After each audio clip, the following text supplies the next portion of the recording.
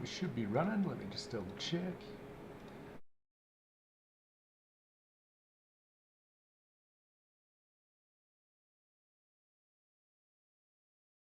That's live for Yeah, me. cool. We're up and running. Welcome aboard. We have KeyvanB with us today. Thanks for being here, man. Really appreciate your time. Problem. Thank you for having me. And The camera's like aspect ratio is a bit goofy. let me have a look. See, is it? I think I'm missing a little bit of the left. I've just got it to fit basically within the box. It looks good. Looks good. It's fun. Okay. Alrighty. Well, yeah. Once again, thank you for being here. The credentials. That's your Twitch channel. I've done it correctly below there. I hope. Should be good.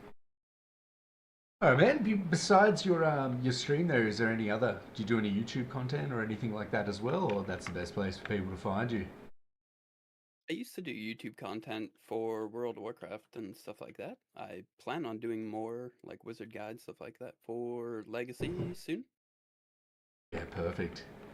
Um, so on that note, yeah, I like to just have a little bit of chat about the players before we get into the game itself. So you mentioned in World of Warcraft there. What was your gaming history? Where'd you come from? Doing before Legacy. First off, 31 years old. Been gaming pretty much since I was like 6 years old. I have a brother that's 5 years older. Got me into gaming. Got really into the World of Warcraft or Blizzard franchise in general. Got really addicted to Diablo 1, Diablo 2. Diablo 2 is like the first game I really no-lifed. And then the like actual addiction was World of Warcraft. I've played World of Warcraft for like 21 years. Somehow still find myself going back, but no, it's been an adventure, and now kind of stepped away from that a little bit, and the closest adjacent thing between Dark and Darker and World of Warcraft for me was Legacy. So I've been no-lifing the heck out of Legacy lately. Yeah, how'd you find Legacy? I, how did I find it? I like joined it to play with my friend, my real life friend, for a weekend game. I thought maybe I'd play it for like 10 hours on a weekend, and now we're just about at 2,000 hours. Oof, So I thought I had a lot. I think I'm on like 1200. yeah, it went south. I'm sure like a third of that's probably just AFK in the menu or I'd be left the game same. running, blah Yeah, blah blah. But definitely. Yeah, me the same a bit. I do I've been like remember in seeing love with you. it, man. Uh, what were you playing season zero? I can't remember because I just know you're the wizard man now. I was a Swiftbow Sentinel Strike enjoyer Mm, back when you could Sentinel Strike back to back, twice in 1 second. yeah, that was fun. Yeah, it was very strong. Like Swiftbow's very strong now. It was OP, like broken OP, like Fire Staff release OP. Yeah, I remember Echo Hunter in general. They're still broken. I still think they're the most broken class in the game. Yep, they're super strong. People, the gaslighting from the Hunter side of the community and warrior side of the community needs to be studied, is what Swanify was saying, and I agree.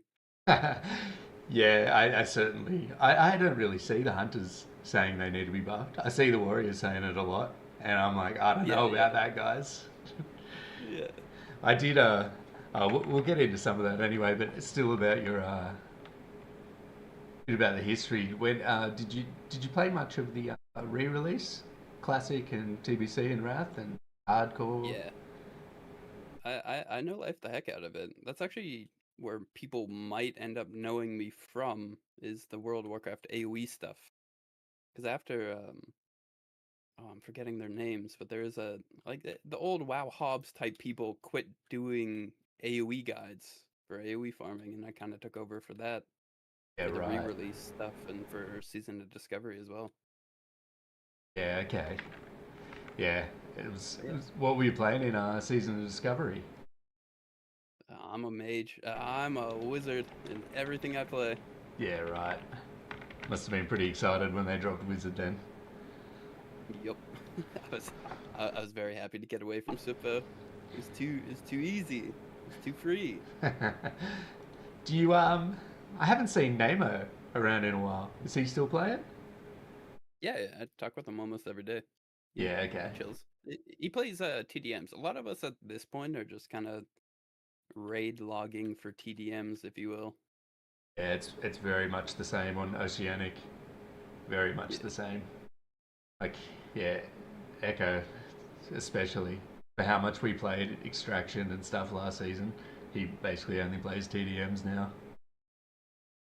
That being said, I put way more hours in this season than I did last season, so the retention's been pretty great for me at least. Yeah, I was talking about that with Frankie. The people that this game really grabs, I find it really, really grabs. But what? Hold on, let me see. Let's so moving in. We're talking about a lot of good stuff to come up. I'll try to keep it in the brackets.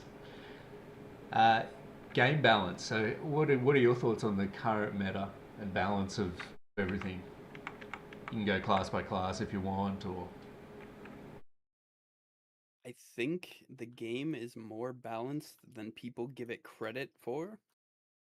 That being said, I think there's a few outlying egregious things, or just bugs in general.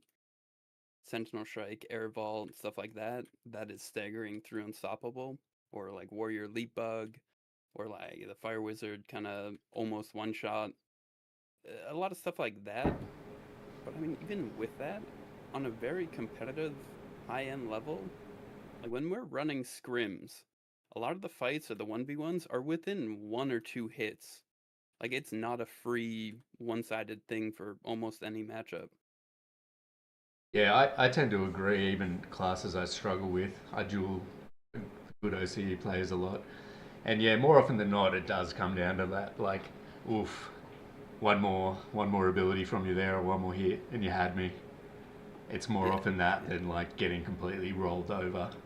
I agree with you there. Good sentiment. The And I what? should I should throw Frost Orb in that mix as well for the cooldown on Frost Nova and it never having resilience is very egregious at the moment. It's a bit strong. I don't know if it Makes some was of the matchups really one-sided. Like I don't get hit in some matchups. was it you? I don't know if it was you. It probably was. There was a mage that was coming in with Frost Novering me, Cycloning me, swapping to Firestaff, Dragon's Breathing me, then click pyroing on me, and it's just like it like 90% me from full health. Yeah, And yeah.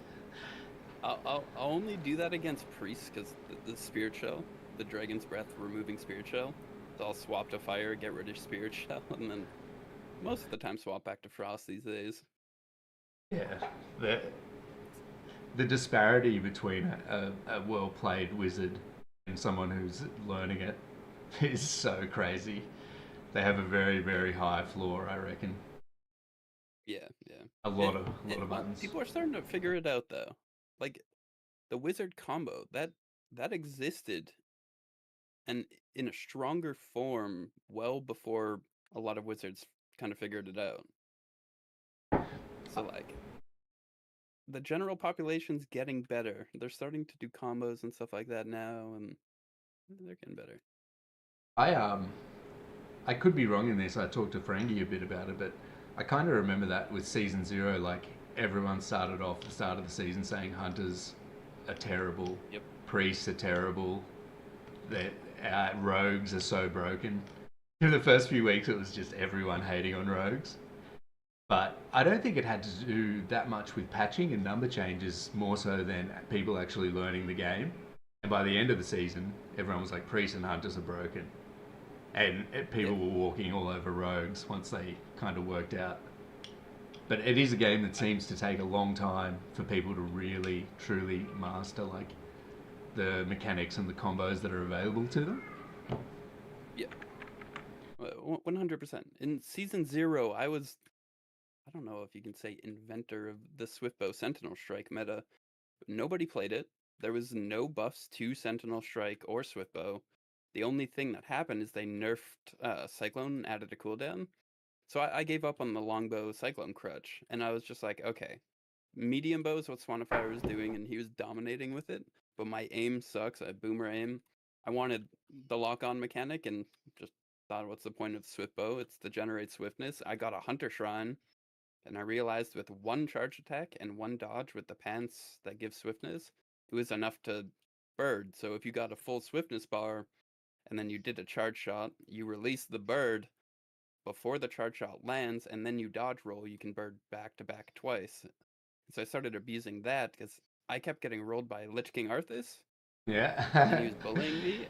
And there was no wizard back then, and they're weak to magic damage. So I was like, I was desperate. The only magic damage was fire damage from seed bombs and sentinel strike. So I built full nature damage with Swiftbow, and it was purposely just to not get bullied by Lich anymore. So that was the lore behind why why all of a sudden that became meta. It's that like Death Ball, everyone was playing Warriors. Death Ball was super broken, bugged. That kind of got fixed, and then Swiftbow was just kind of eating people alive Yeah, the because Warriors, everyone was just playing Warrior. Warrior Season Zero, every leaderboard, like strength check, Lich, and was it undead? I remember there was three warriors that were like top five every single TDM. Yeah, I think so. I didn't. I was kind of a noob in season 0. I didn't sweat too much. I kind of committed to the sweat in season 1. Yeah, okay. Yeah, no, me and Echo were up at 3 a.m. The TDMs were always 3 a.m. our time. Set our alarms for 2:30. Get up for them. Stop the lag. It was just too much fun. We were in love with it. I was an extraction enjoyer in season 0. Oh, we were doing both. We were playing full time Okay. extraction, but then still getting up for the TDMs. And the best way, before they had back in the good old days with no Goldbrook, it was the only way to really just Yeah. duel back to Go back and practice PvP. Otherwise, you go just behind the cathedral in the center of the map and just AFK until someone rolls up. Deal yeah all them. And you couldn't yeah get back up, so you'd have to join back in. yeah. We would have to. That's what we ended up doing, just sitting up on top of the chapel there, right next to the courtyard, Yeah. the tree Yeah. courtyard, and just hoping that Yeah. someone's got to come through here, surely. But yeah, that was the only way you could PvP back in the day. Yep. I'm glad people And then don't need that it. got super slow on NA, and PoE 2 League came out, and I think I quit like a month and 1 week left of season 0. Yeah, okay. Yeah, I don't remember seeing you towards the back end. That explains it. Yeah. In terms of like ranking classes, in terms of like strength, generally, what would the order you'd say in terms of what needs to be nerfed to what needs to be buffed?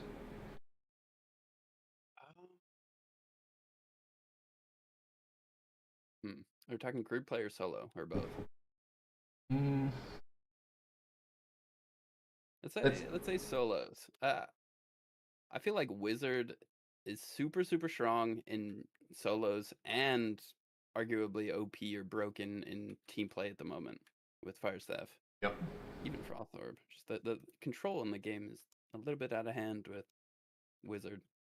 Um, I think super sweaty group play. I feel like Priest is required. So it's kind of tricky because Priest 1v1 kind of sucks unless there's certain shield. But like Staff Priest and 2v2 and 3v3 is I'd say required, or at least with how I play and how Yak and I play, setting up combos. I see you guys doing it a lot now too. The combo that you guys do with the Hunter and Priest is really good. Broken and most OP. I think Wizard needs more adjustments. I think Warrior Leap Bug really needs to get fixed. Having permanent rage, stuff like that. It's a bit oppressive. I'm pretty sure that stuff's going to get fixed in 2 weeks here. So I feel like a lot of my complaints are invalid and a lot of stuff will change. I think Hunter is in a good spot, arguably pretty strong against people that don't know how to close the gap. Arguably weak if they're not on top of it or make mistakes. Um, hmm. I think Rogue's okay. I think Dagger Rogue farms noobs really hard. Yeah. But when you counter stuff, it's not too bad. I don't think they belong up there. I think it would go like Wizard Warrior, a good Sword Rogue, or even good Dagger Rogue. They can be kind of tricky. Sword and Shield Priest is probably one of the strongest 1v1 classes as long as they know what they're doing and rotate their stuff properly and don't get third partied. Um, I, I feel like a lot of this list is almost backwards for 2v2 and 3v3. I feel like Rogue's kind of useless in group play. I feel like Priest is required. I feel like Wizard's almost required, but I'm biased because I am a Wizard. Um, I think it's Priest, Wizard, and then X. Warrior is super strong. Priest Wizard or double Wizards, crazy Priest Wizard Hunter's what we main with Yak and Rakan and I. That I think is broken or crazy and untapped. I think a lot of group play is untapped in this game in general. A lot of people don't really coordinate their stuff properly. So I think like season 0, Swiftbow changed. I feel like the stuff that people think's OP at the moment isn't as OP as they think it is. Yeah, I have the most trouble with hunters, I'd say. A good Yeah. hunter. But that could be just as a priest. Yeah, I think like medium bow hunter and longbow kind of eat priest alive if they know what they're doing. Yeah, yeah, the stagger Meanwhile, is yeah, makes it meanwhile I impossible. can't do anything with frost orb through shield pips, but then fire staff is just free because I can remove your spirit shell. Yeah, So it's it's so yo-yo. It's balanced. It's pretty balanced. yeah. No, I agree. I think fire wizard probably needs some tuning, but I don't know how to tune it without getting it again. Think they've done a good job of balancing the classes through the weapons as well. Like you said, like the priest one v Yeah. one, they have an option there to them. You just got to play sword. Whereas yeah, in group play, I think the other weapons shine a lot harder. So I think yeah, the balance more comes from weapon choice in scenarios than just this is the class overall. You can play this weapon against any matchup or in any situation.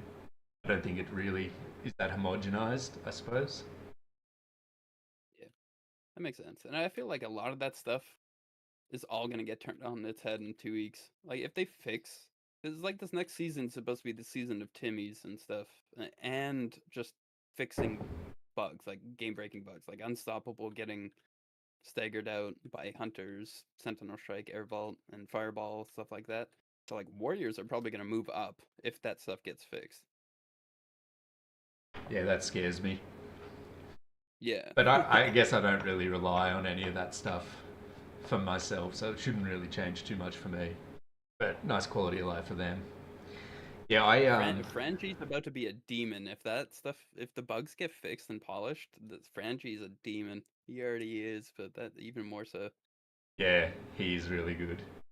I was playing 2v2 the other night with Alan, one of our other good warriors on Yeah, yeah, OCE, and yeah, I think warriors, from what I've seen, need to play with a wizard 2v2. As a priest, I agree with you. I either want to play with a wizard or a hunter. That's why I love playing with Echo.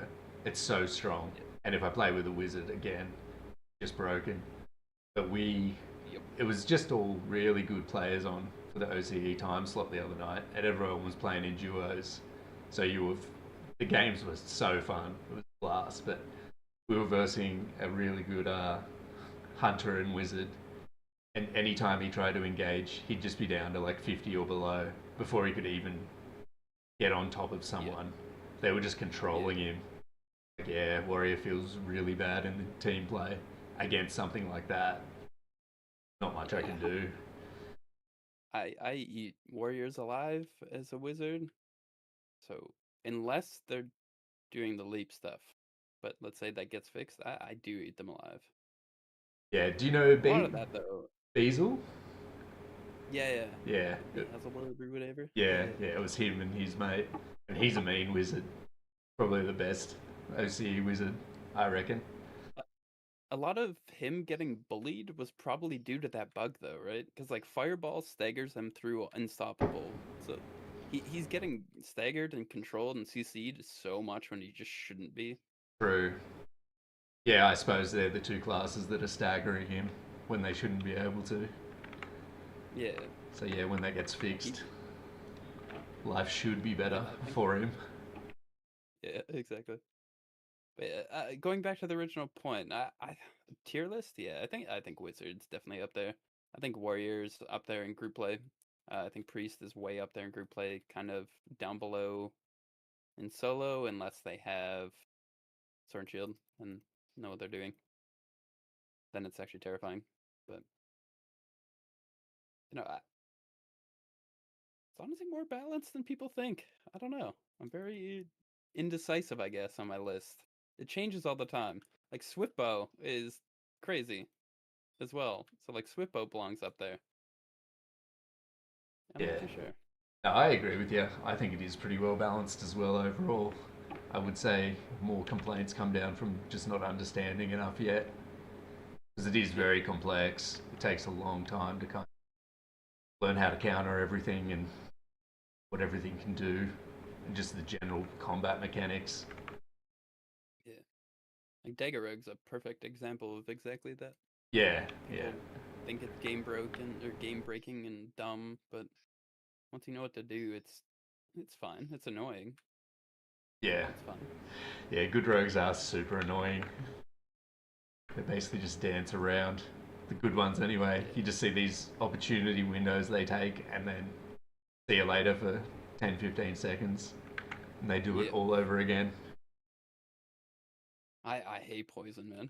The poison lasts way too long.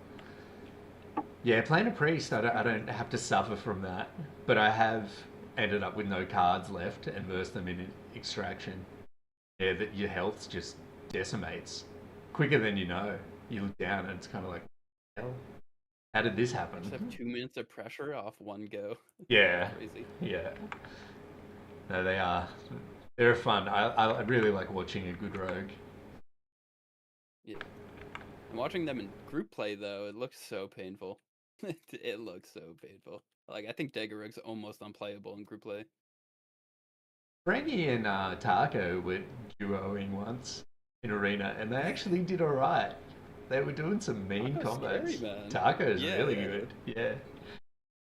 It was pretty funny to watch. They were piecing together their combos so well, so if he could landed that stun on someone, they were gone.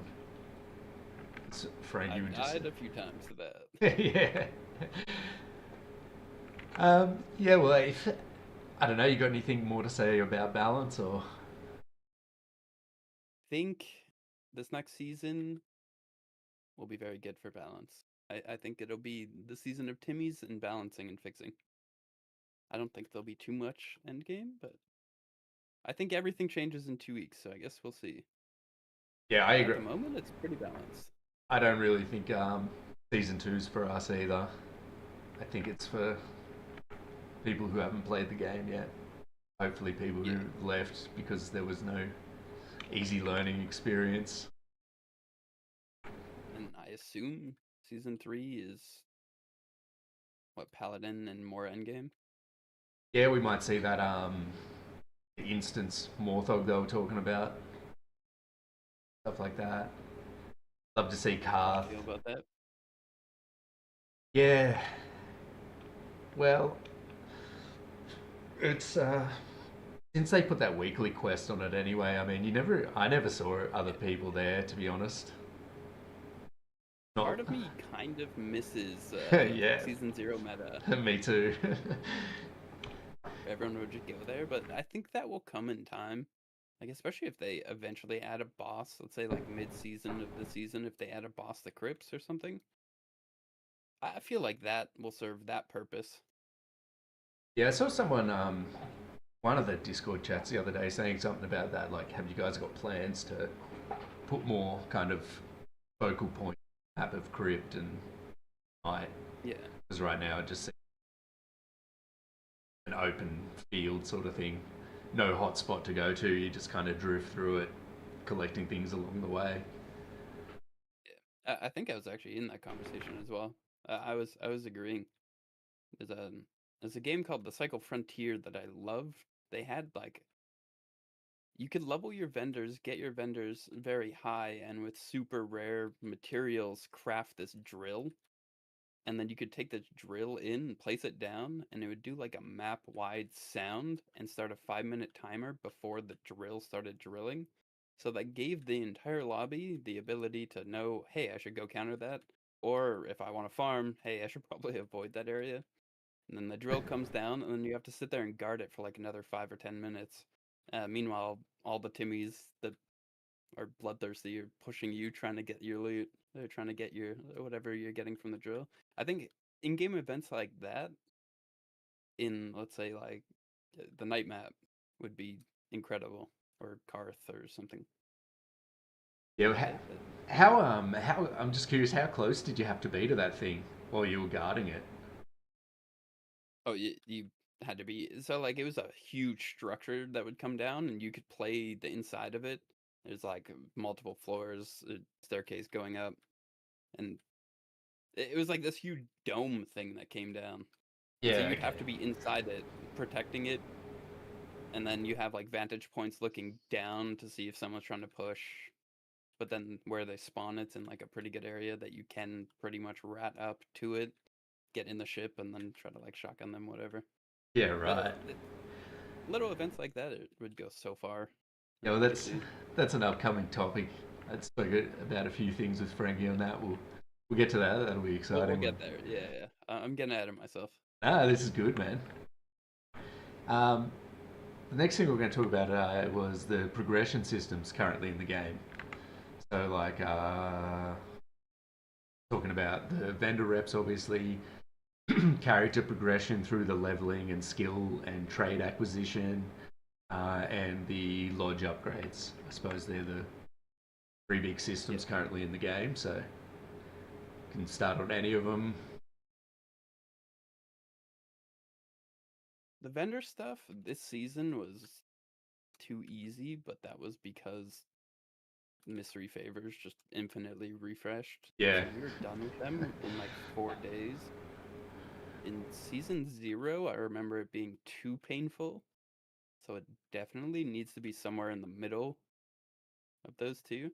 I think the system in general is actually not bad. It, like it's not terrible. I don't hate it. I think the items make sense, like the progression going up from white to green to blue, etc. Stuff like that. And then they added a bunch of quality of life for the transmute patterns. Honestly, I like the system. It could use some refinement, of course. It's not like an end game system by any means, but early access that'll get polished as we go. Quest system, not a big fan of. Character leveling, I feel like is almost not too much of a thing. Like I've been doing speed runs from 1 to 20 on Wizard in 4.5 hours. Yeah, 1 to 20 in 4.5 hours. 4 hours 31 minutes, I think. It's just feels like a non-problem or like a not a thing after like the first day or two. someone, you just reminded me. Someone in my Discord wanted me to ask you about that. They said, "Have you got any tips, tricks? Someone who wants to level fast." Yeah, play Fire Wizard. That's really that's really it. So like the problems with Wizard and why it's so strong. Gravity Well will pixel stack the mobs, and if you like throw a fireball, it'll splash every mob, putting a burn. And then if you conflagrate, it'll put a pillar of fire under every single mob that was burning, which Ooh. does a radius. And since they're all pixel stacked, you just nuke the entire thing, And then same thing happens with combustion. So like you can pull like 10, 12 elites into one little pack, and each elite will combust for 800 to 1000 damage. And that's in a radius, like in an AoE radius. And that probably should get changed. But like it's Wizard's broken if you start pulling multiple mobs at a time. Like, after Yeah, playing okay. Wizard, I was in pain when I was trying to level up a warrior. But tips and tricks is AoE get to farm. nighttime as soon as possible and kill elites. Elites give way more experience. Be efficient with it. On a new season, hopefully you're good at PvP. PvP experience is insane. And probably what we're gonna do for season 2 is I'll probably do the AoE PvE stuff. Meanwhile, Yak and Rakan will 2v3 people. And we should get best of both worlds. Get all the PvP experience and all the PvE experience. Because at the moment, I'm getting like 6,000 experience just from PvE. Yeah, So right. we're getting upwards of 10k per run if there's like 10 plus people in the map. I think 3,200 is my cap. That was with Yeah, fireplace bonus too. yeah, I think yeah. maybe like 68 mobs is my record on priest. I've never tried to just go like full, but that was a good run, I suppose. A lot of my mob kill counts get padded by the necromancer mobs that summon a million small mobs, and I kill a lot of small mobs just because there's a lot of places that spawn like 6 small skeletons. Might as well kill it. And it's like one fireball and one conflagrate for a wizard. I It's all dead. actually had that as a thought. You might know. Do the summoned skellies from the necromancer give XP? Yes, See, I and was yes, you thinking about. can sit there and let them spam Yeah, summon. yeah, that's what I was thinking about doing. Yeah, Yeah, it okay, works. that It does it work. does work. It's good, but it's still not as good as just efficiently farming elites. Elites, yeah, for sure. Yeah. Yeah, just genuinely curious if that was a something that could work. I remember people doing things like that in WoW, finding things that would just Yeah. infinitely spawn mobs and farm Yeah. away. And that's where I get that mentality from is that I've 21 years of AoE farming in World of Warcraft. I just look at the mobs, see Wizard's Toolkit, and just salivate. It's like I can't kill one mob at a time anymore. PvE is just I can't do it. Yeah, I did a fair bit of AoE farming on the priest too. Yeah. You could Priest is super good. gather heaps, like 30 mobs up in the castle, ascend up onto this wooden beam, and they just all stand underneath you. It's pretty Yeah. cheesy. I was doing it season one just to farm up linen, all the skellies there in the castle. Yeah, Don't you guys have a thing that incapacitates undead too? yeah. So you just perma stunning everything, and That's so nice. throwing in the gleam stars, just the auto, the ones that auto aim down to them. It's like, yeah, Yeah, this yeah. this is pretty cheesy. Anyway, sorry, I got a little bit off topic. We were talking about different systems and stuff like that, right? Vendor system, I think, is pretty good. Leveling, I think, is kind of very binary. I think they'll build on that though. It's in their roadmap, right? They want to expand on a lot of stuff. I don't know if it'll be this season, next season. Who knows? It You, would be nice if it was this season. if they did expand that, like, what, how would you like to see that expanded? Do you think like having bigger talent trees with actual decisions that need to be made is a Yeah. good idea, or do you think everyone should know exactly what they're versing? No, I think there should, let's say, here, here's a random idea. There's 3 weapons per class. Let's have 3 different like twigs or branches for that class. You can either do like WoW Classic where you specialize in mace and axe for warrior, or a mix between fire and ice or fire and frost for wizard, or you can full commit to wizard and each thing has like a branch that modifies each different weapon skill in one way, like a longer slide, or your slide now gives movement speed to your allies, or the, you get the idea. Your shatter combo lasts a bit long, or does a bit more damage if you headshot, or your charged attack can critically hit if you headshot. Random shit like that, or like fire, you do less direct damage but more burn damage. I feel like they could expand on that so much more. I think they will expand on that So a you lot think more. being limited in that tree, so you actually have to make meaningful decisions? Yeah, I think that's what the game's lacking at the moment. It's kind of you just level up to 20, everyone just has the same thing. Like, yeah, I don't know. A lot of people are, I guess, fans of that, like templated PvP. But I like different builds. I like when people start to get creative and come up with weird things, or like, hey, this certain build counters this class. It seems to be meta at the moment, so let's run this build instead. I like stuff like that. I like the min-max. Yeah, I think it definitely allows for more content because it gives people more to experiment with. Once you've Yeah. when there's no variety, it's just learning what you've got. But as you said, do you remember like in Classic, you saw those hunters running, they'd get up to like 70% dodge build to Yeah, fight yeah, yeah. rogues and Yep. warriors? Things like that, where you're Yep. like, who would pick these talents?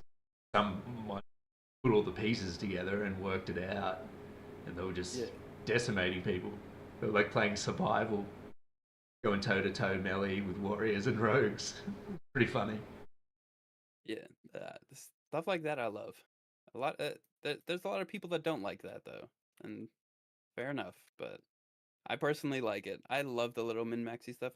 Like I'd probably still be playing the season if I had some system like that and just trying weird, quirky things.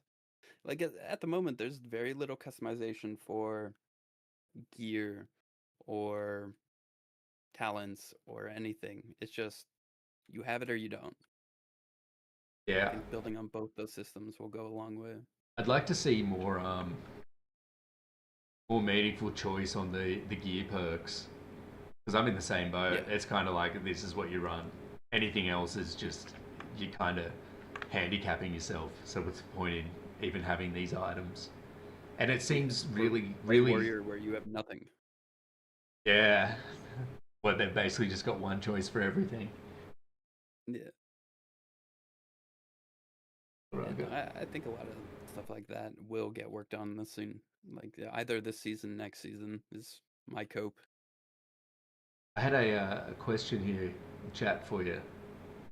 I wanted your experience on this. What would you say is the most efficient way to quickly develop your PvP skills, especially when trying to deal with the learning the complexity of this game? First and foremost, don't be a dick and VoIP if you die. The reason I say that, if you message some of the sweats, I like 90% of the sweats. If you want to duel and go brick against some class, we'll we'll log on as long as you're just not an ass or be like don't blame something in the game. Don't blame a bug. Just take it on the chin. Be like I messed up. I could play better. That's probably the best advice is don't just blame the game or blame oh they're my counter class. No, figure it out. Figure out what you did wrong.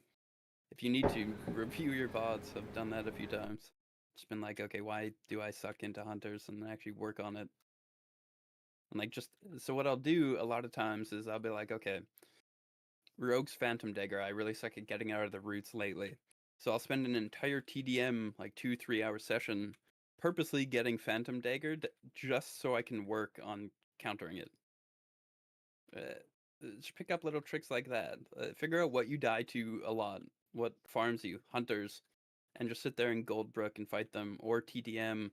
Just try different weird stuff. If it works, it works. Remember it. If it doesn't, whatever. Maybe sometime in the future that weird thing will work out. It's like that's like the bread and butter with Wizard and why Wizard didn't get solved for a while. Is it's very gimmicky. It was just a matter of taking like a month to find out what that gimmicky combos were, where you can do different things to completely lock them out and actually get off like 80% of their health and damage. Yeah, no, well said. Goldbrook's the best tool for that. Yeah, OCE. Yeah, OCE loves Goldbrook. the Yeah. boys. Uh, Goldbrook mains, they call themselves. Frankie the Goldbrook yeah, main. yeah. TLDR, just don't get pissed. Just throw your head into a wall until you figure out what works and what doesn't. And Goldbrook, I guess, is a great way for that because you don't lose gear. If you get frustrated with gear, that's your limiting factor. The TDMs that they put on at the moment, I feel like spoil us. The skill level from Season 0 to Season 1 now has gone up so much. Oh It's yeah, crazy. yeah, couldn't agree more. You mentioned you're not a big fan of the quest system. It doesn't give experience at the moment. So like I don't know its purpose for leveling. The rewards are kind of underwhelming. I guess they're more geared for new players, and that's what frustrates me. Which maybe I shouldn't have a problem with that. Did you hear them? But I agree with you, but the silver lining, I think it was in the last Meet the Devs, they talked about how the quest rewards would change with your level scale, and yeah, your. yeah. So I'm excited to I think see that's that. sick. If they actually implement that and it does work that way, that is huge. That will be fun. I can't complain about that. But at the moment, like I stopped picking up quests after my vendors were leveled, and my vendors were leveled in 4 days. So Oh, I'm exactly the same. They're a way to just quickly level my reps, and beyond that, yeah, yeah, I would occasionally see things in there like 5 rotten apples for an apple pie or something. I'm like, oh yeah, that's yeah. nice. More frequent. I mean, less frequent than you'd like. It's mostly yeah, Yeah, just crud in there. I would like at the beginning of the season, it feels good because it gives you an objective in the round that you're playing, but that wears off too fast, like almost painfully fast, like not even a week into playing. Yeah, The that's been the weekly advice. stuff is kind of neat, but needs more variability.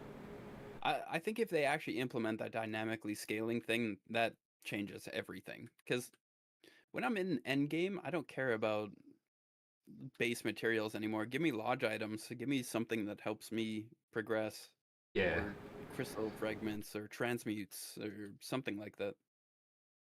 yeah, I think that's what Feels good when it progresses. they said they're gonna do with the main story quest as well. Like giving us all goblin cauldrons and anvils at Yeah, 7 weeks yeah. and stuff. You're like, yeah, this would have been cool 6 weeks ago. Would have been real handy. And I would have complained about the time gating of the campaign, but they already said that they're doing away with that. That Yeah, won't be a thing. yeah, I'm pretty So happy about that too. That's definitely a good a change. lot of a lot of my current complaints just don't exist next season from what they've said. Yeah, yeah, I agree. It was funny. I had so many things to talk about with Frangie, and it was like the day after that Meet the Devs, and I was like, oh, it just Yeah. covered so many things I wanted to talk to him about. But oh well. The lodge, I suppose, is the only thing we haven't talked about. Oh I, yeah. I talked to him a bit. My big gripe is the ossuary, and we came up with a good idea of maybe putting it on a. You put X amount of materials in, hit activate like the fireplace, and you get a 24-hour buff or something, rather than Be being way better than what it is. yeah. I didn't even unlock it. I don't even know if I have it unlocked at the moment. Yeah, that's what I said. It's not for people who play like us at all, and whether that's intentional or not. But waiting a full week cycle, it's like I'm going to be all the way done or close enough to done that donating the resources into that it just seems dumb. Yeah. And that was exactly what happened to me. I was done with my vendors before the first reset even happened for the season. So I just didn't even bother. Yeah, Um, I think the fireplace idea, like treating it like the fireplace, put materials in, yeah, hit activate, get a buff for X amount of hours or whatever. yeah. So I think they could do some really cool stuff with ossuary. Put in a hunter ear, and hunters do 5% less damage to you. Maybe that's too annoying, but it, they can do a lot of stuff like that. I like the fireplace idea.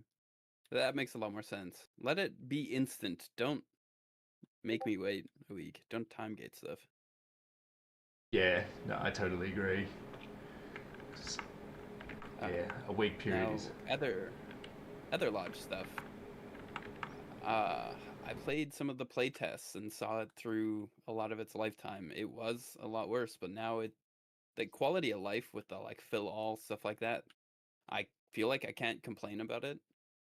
I like the lodge personally. Before in like one of the playtests, the craft time was like 12 hours for Mithril or something. That was crazy. Thank God that got fixed. I think that went live for like a week. But the current state of the lodge, I think, is very good. Um, Upgrading system, I thought it was kind of intuitive, made sense to me. Took way too much tree ash. Like there's a few materials that just made no sense with the quantities you needed it in. I think a lot of new players had a lot of troubles with the crypts restricted materials as well, but I didn't. We were in crypts and running that permanently already, so I didn't get to experience that much frustration with ash and arcane flux and stuff like that. And same kind of thing with like the transmutation device. I had mine printing purple crystals first week because I knew that the elites dropped the patterns in nighttime, which no longer is the case. So like the first week of the game, I farmed nothing but elites on Greenwood night. So from doing all that, I was done my lodge relatively fast. And I mean, even still today, this late in the season, I'm still sitting there cooking up crystals. So I like the system. Yeah, I farmed those elite bandits in night for weeks. Could not get the Yeah. crystal. Had the The trick leather with and armor crystal at the start is it felt like a lot of the patterns could drop off like a bandit, but it felt like it was weighted more for certain mobs. Like the elite necromancers is what I focused on, and that's how I made a lot of my profits selling the greater armor crystal patterns to people. Because I yeah, was right. only farming the necromancers and banshees. Yeah, Both of okay. them seemed like they could drop them. So like there was like a little bit of mini gaming with that, but that's not really the case anymore. Yeah, I thought it was mainly bandits. That's where I got like mithril and wild leather and face spun. Yeah, But yeah, yeah. could not get that crystal for the life of me. It seemed like now maybe a lot of this was just like confirmation bias, but it seemed like a lot of the rare elite goblins were dropping mithril, for example, necromancers and bandits and banshees were dropping um or sorry, necromancers and banshees were dropping the armor crystal, where like bandit was kind of a bit of everything, can have them all. And then the wolves were dropping the leather more frequently. Like everything could drop it, but it felt like it was weighted more towards a certain type of mob. Yeah, all the ones that sort of make sense for what you're gathering, I suppose. Yeah, exactly. Yeah, right. Well, there you go. They did away with that really quick though. That's not a thing anymore. Yeah, I think they mentioned some things about changing where some of the items unlock with the vendor rep levels as well. Do you recall them saying that? Am I making things up? They no, they did say something about that. What did they say though? I I think don't that, think they gave anything away with what they're doing. I know they I said as think well they're going to make the what's it called, like the lumber mill, so it's off oh yeah, the yeah. weaponsmith now, which is good because And I that got wood takes up a lot of space in your bags. It would be nice to have an extra spot to put all those logs. I think a lot of people also at the start of the season didn't realize that if you crafted cloth in the lodge, it was giving you vendor rep for your Yeah, tailor yep. picks and stuff like that. Yeah, it all stayed I like the attuned to its system. class. Oh, it's a Yeah. vendor, which was nice, yeah. But yeah, there was nothing intuitive that told you that. You kind of probably just Yeah. thought, oh, it's going to be even harder now. I think they fixed the little like toast window that pops up so it actually tells you you're getting plus experience or plus rep. That I think that little like toast text window actually pops up now. Yeah, I believe you're right.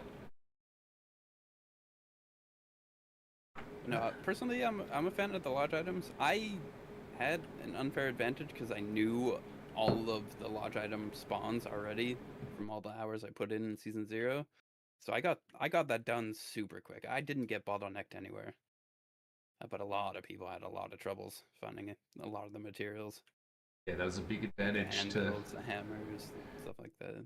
Yeah, I knew where most of them were too. God, that's basically what you focus on when you know the game. It's like run around, Yeah. level up, and find those lodge items. Saves you a huge amount of time.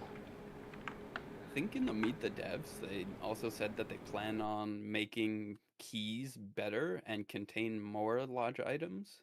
So I think that will be a lot less painful next season. You mean like treasure rooms and that stuff? Yeah, Yeah, cool. yeah. Like Crypt Extract, for example, is how I got a lot of mine. I think other keys will have that same kind of thing where there's like multiple possible lodge item spawns in that area. Yeah, And that's if you good. check them frequently enough and actually use the keys, you're bound to eventually find hammers, anvils, cauldrons, whatever. Yeah, that's I what you think the want. way that they have the items and the distribution, it makes sense.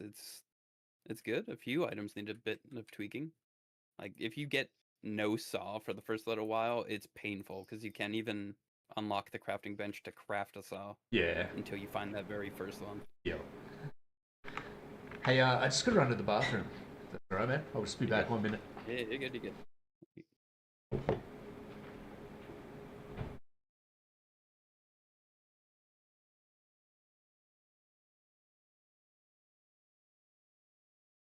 Common mistakes do newer players make in PvP that hold them back from improving, and how do you overcome those challenges yourself? Common mistakes newer players make. They don't press sheath enough. People need to press sheath very often. Even very good players don't sheath enough, myself included. When I watch Swanifier play, that's one of the first things I notice. He is so much better at like sheath and dodging and just actually avoiding it without using your stamina or avoiding attacks without using your stamina, stuff like that. Um, the biggest mistake that people make is stamina mismanagement. I think people mismanage their stamina a lot. And once again, I am not excluded from any of these things. I still do it all the time. I think new players just overdodge. They panic, they see something happening, they don't know what's happening, they dodge twice instead of the one time if they timed it well or something. Um, but people newer players will run with their weapons out, and the, people's movement like at the moment I can look at somebody in a game in Greenwood Day and tell if they're newer or good or very good just by their like movement in the first 5 seconds, just how they're moving their character. Sorry about that. No, you're good. I was answering the PvP common mistakes question. Oh, Um, yeah, nice. how did I overcome those myself? Just put in the hours. Really, it just the best tip I can give for that is slow it down in your head a lot. A lot of people are trying to do too much at once. Just slow it down and just focus on what they're doing. Don't try to I have to do my combo. Like a lot of wizards at the moment will just throw their combo at the air because they just want to press their buttons, and then they get caught in animation recovery frames because they're just doing too much for no reason. Just slow it down. Be mindful of your stamina. Play TDM and don't even try to kill people. Just work on egoing them in their face. Just dodging.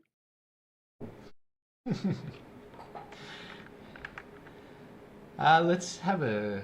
This is the fun topic. Let's talk about future content. So I've got a couple of sub categories in that. Start on classes. You're in the driver's seat. We know Paladin's on the way, but is there anything else that? What would you like to see next? I think you and Frangie kind of hit the nail on the head in the last one, and I agree that almost any WoW archetype fits. Personally, I see Paladin, and then I can see them doing Monk or Warlock, or even like a secondary part of Priest, a new weapon that turns them into Shadow Priest.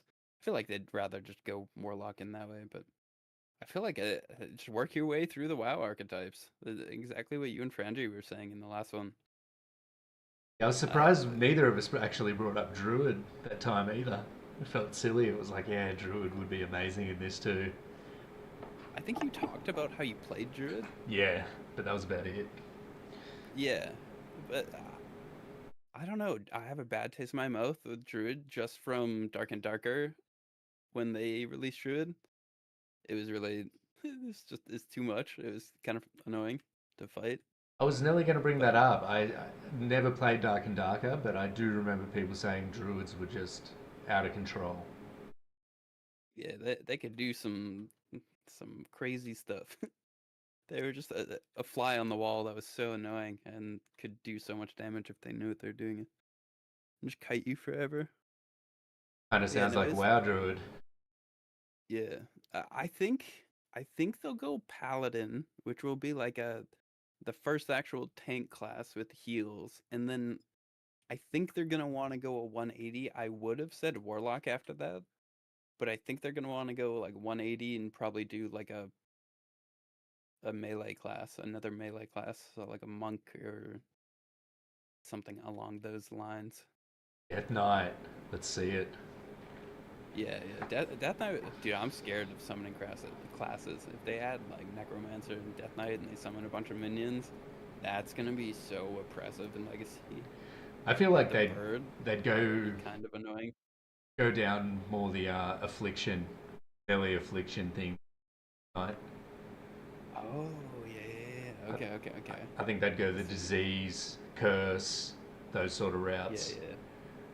and then leave the summoning to yeah the hunter and the warlock. Because I agree, you start getting too many summons in the game, shit gets out of hand. You start seeing like beast cleave comps, hunter Yeah, bird, warlock pet, death knight pet, and it's just like oh the stagger. you need a fire wizard on your team just because they can AoE down all the minions. Yeah, Yeah, no, it would get out of hand. I can see them going the dot route, but that kind of scares me. I'm not gonna lie, because I get poison from Rogue, for example. That's 2 minutes of pressure off one go. Can you imagine what that's like if that's their specialty and they have multiple dots? It's gonna get crazy. and with a rogue as well. Rogue gets Yeah, his yeah. poison, yeah, heaps of dots. It is, yeah. Unless you got a Dot priest you up on and your walk away. team, it's pretty scary. You're just going to eat so much damage. And yeah, I suppose it depends on how they have to apply it. If it's a simple point click sort of thing, or Yeah. death and decay If on the it plays ground. anything, yeah, if dots play anything like classic WoW Shadow Priest playstyle, where they just dot you up and then kite you at max range infinitely forever, and not even really engage, I feel like that's gonna be so frustrating. So I hope it is like a skill shot, like you're saying, Yeah, yeah, something that just isn't free. yeah. It can't be free. Definitely not. Because yeah, even rogues they can build that up pretty quick on you. A poison Yeah, dart and one backstab comp and run around. I think in a couple of our dueling tournaments on OCE, I've seen a lot of people go down to that. The rogue will just poison them up and then just run and just keep throwing poison darts at them, land them backstabs, and just not fight basically. in the junk tournament that Sidorix threw the other day, that's what rogues are doing to their warrior matchups. Just poison them and run away. Yeah, I don't want to see too much of that in the game. Could be Yeah, a bit unfun to play against. yeah. Yeah, well, that's classes. I think everyone's going to kind of agree with that sentiment. Those classes you can't go past. They're Yeah. staples for a reason. I feel like in the genre you can't really reinvent the wheel. I mean, all of these exist in Dark and Darker. Like they don't come from WoW. They're derived from Fantasy previous genre. sources. And yeah, exactly, Yeah. right? Just the fantasy tropes and I don't know. I don't think they should stray away from that. I think I would love to see like a warlock in the game, a druid, necromancer, shaman. Shaman would be sick. Yeah. Stuff like that. Like I just want to see it in the it's my this game's my replacement for World of Warcraft, so I am not gonna say no to that. Like a Um, monk. Can you imagine like a fist fighting monk? That would be just rolling around, punching you, Yeah, stunning you, kicking you, walking away. I get a. Do you ever play League of Legends? A bit when it was like super popular, season 1, 2 type thing. Uh, Maybe you don't remember Lee Sin then, the blind Oh yeah, monk. I do. Yeah, I mained Lee Sin for a bit. I love that. I yeah. love that. Some Go of in, it, engage, kick them back into your teammates, disengage. I can I love imagine that stuff. his skill set and his kind of aesthetic fitting into this game. Dude, Definitely more than the dude, WoW monk. a more egregious Phantom Dagger. You just the Phantom Dagger to them, kick them back to your priest and your wizard that are waiting. It would play so well in Legacy like that. I'm not gonna lie. Like it would be really fun. And Chris designed Monk, like Chris Klecki. Did he He really? designed Monk in WoW. I, Yeah, I yeah. didn't know that So he like, was responsible for that. yeah, he's a class designer for Monk. So like, we're going to get it surely. Uh, I think they do that after maybe Paladin, and then like a caster class again, and then maybe melee or just Paladin straight to melee. Yeah, me and Frankie were talking about a shaman would be nice after the paladin. He thinks just because they're such a Yeah, bundled together class archetype, people associate them, it's the with the hybrid of faction. both. Yeah, yeah, yeah. The caster and the melee. I think it's perfect. I would love to see Shannon. I That would be fun, dude. I liked our idea too of because shamans and druids and that kind of stuff and priest as well is so different in its weapon types. Like you're making shaman, like you Yeah, can play the caster shaman if you want. It's got a weapon for that, or you can play the enhancement shaman if having. It's almost like adding two new classes to the game when you give the classes that variety through their weapon types, their play style, yeah. and I it's think I think Priest is a very good example of that. It looks fun. I haven't played enough Priest, but the difference from Sword and Shield to like Staff or even Scepter is it just looks fun. I think more stuff like that in the game definitely needs to happen. yeah, that's what draws me to it. I've always been like a hybrid class enjoyer Yeah. because I can get bored of it and be like, I'm just gonna. I don't have to level a new character. It's like, I'll try Elemental out, or I'll go Enhance now, or Resto, or Yeah. Feral. I Dude, like if that. there's an RNG Whirlwind class in Legacy, or like part or archetype for Shaman, I'd play the crap out of that. That would be fun, dude. Or even just like Frost Rock and Slow and Kite, or just like Frost Rock one shot people. Yeah, I'd like to That'd be see fun. the Hurricane. We were talking about that as a good ability for Paladin or Shaman. Yeah, yeah. With Area buffet, consecrate pally AOE farming. yeah, that was another thing we thought about. Was That would be fun. yeah, you kind of Like I said, I'm not adverse to that stuff. I come from WoW. I love WoW. This game's like everything I wish WoW 2 was. yeah, yeah, I agree. There's so much good ability design in games already, like WoW, League of Legends, Overwatch. You don't really need Yeah, to create new things. You just take the best, make it feel good make in it this your setting. own. Yep.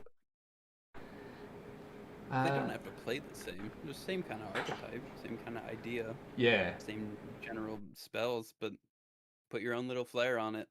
yeah, Like exactly. Wizard in Legacy is a very good example. It plays nothing like Wizard in WoW.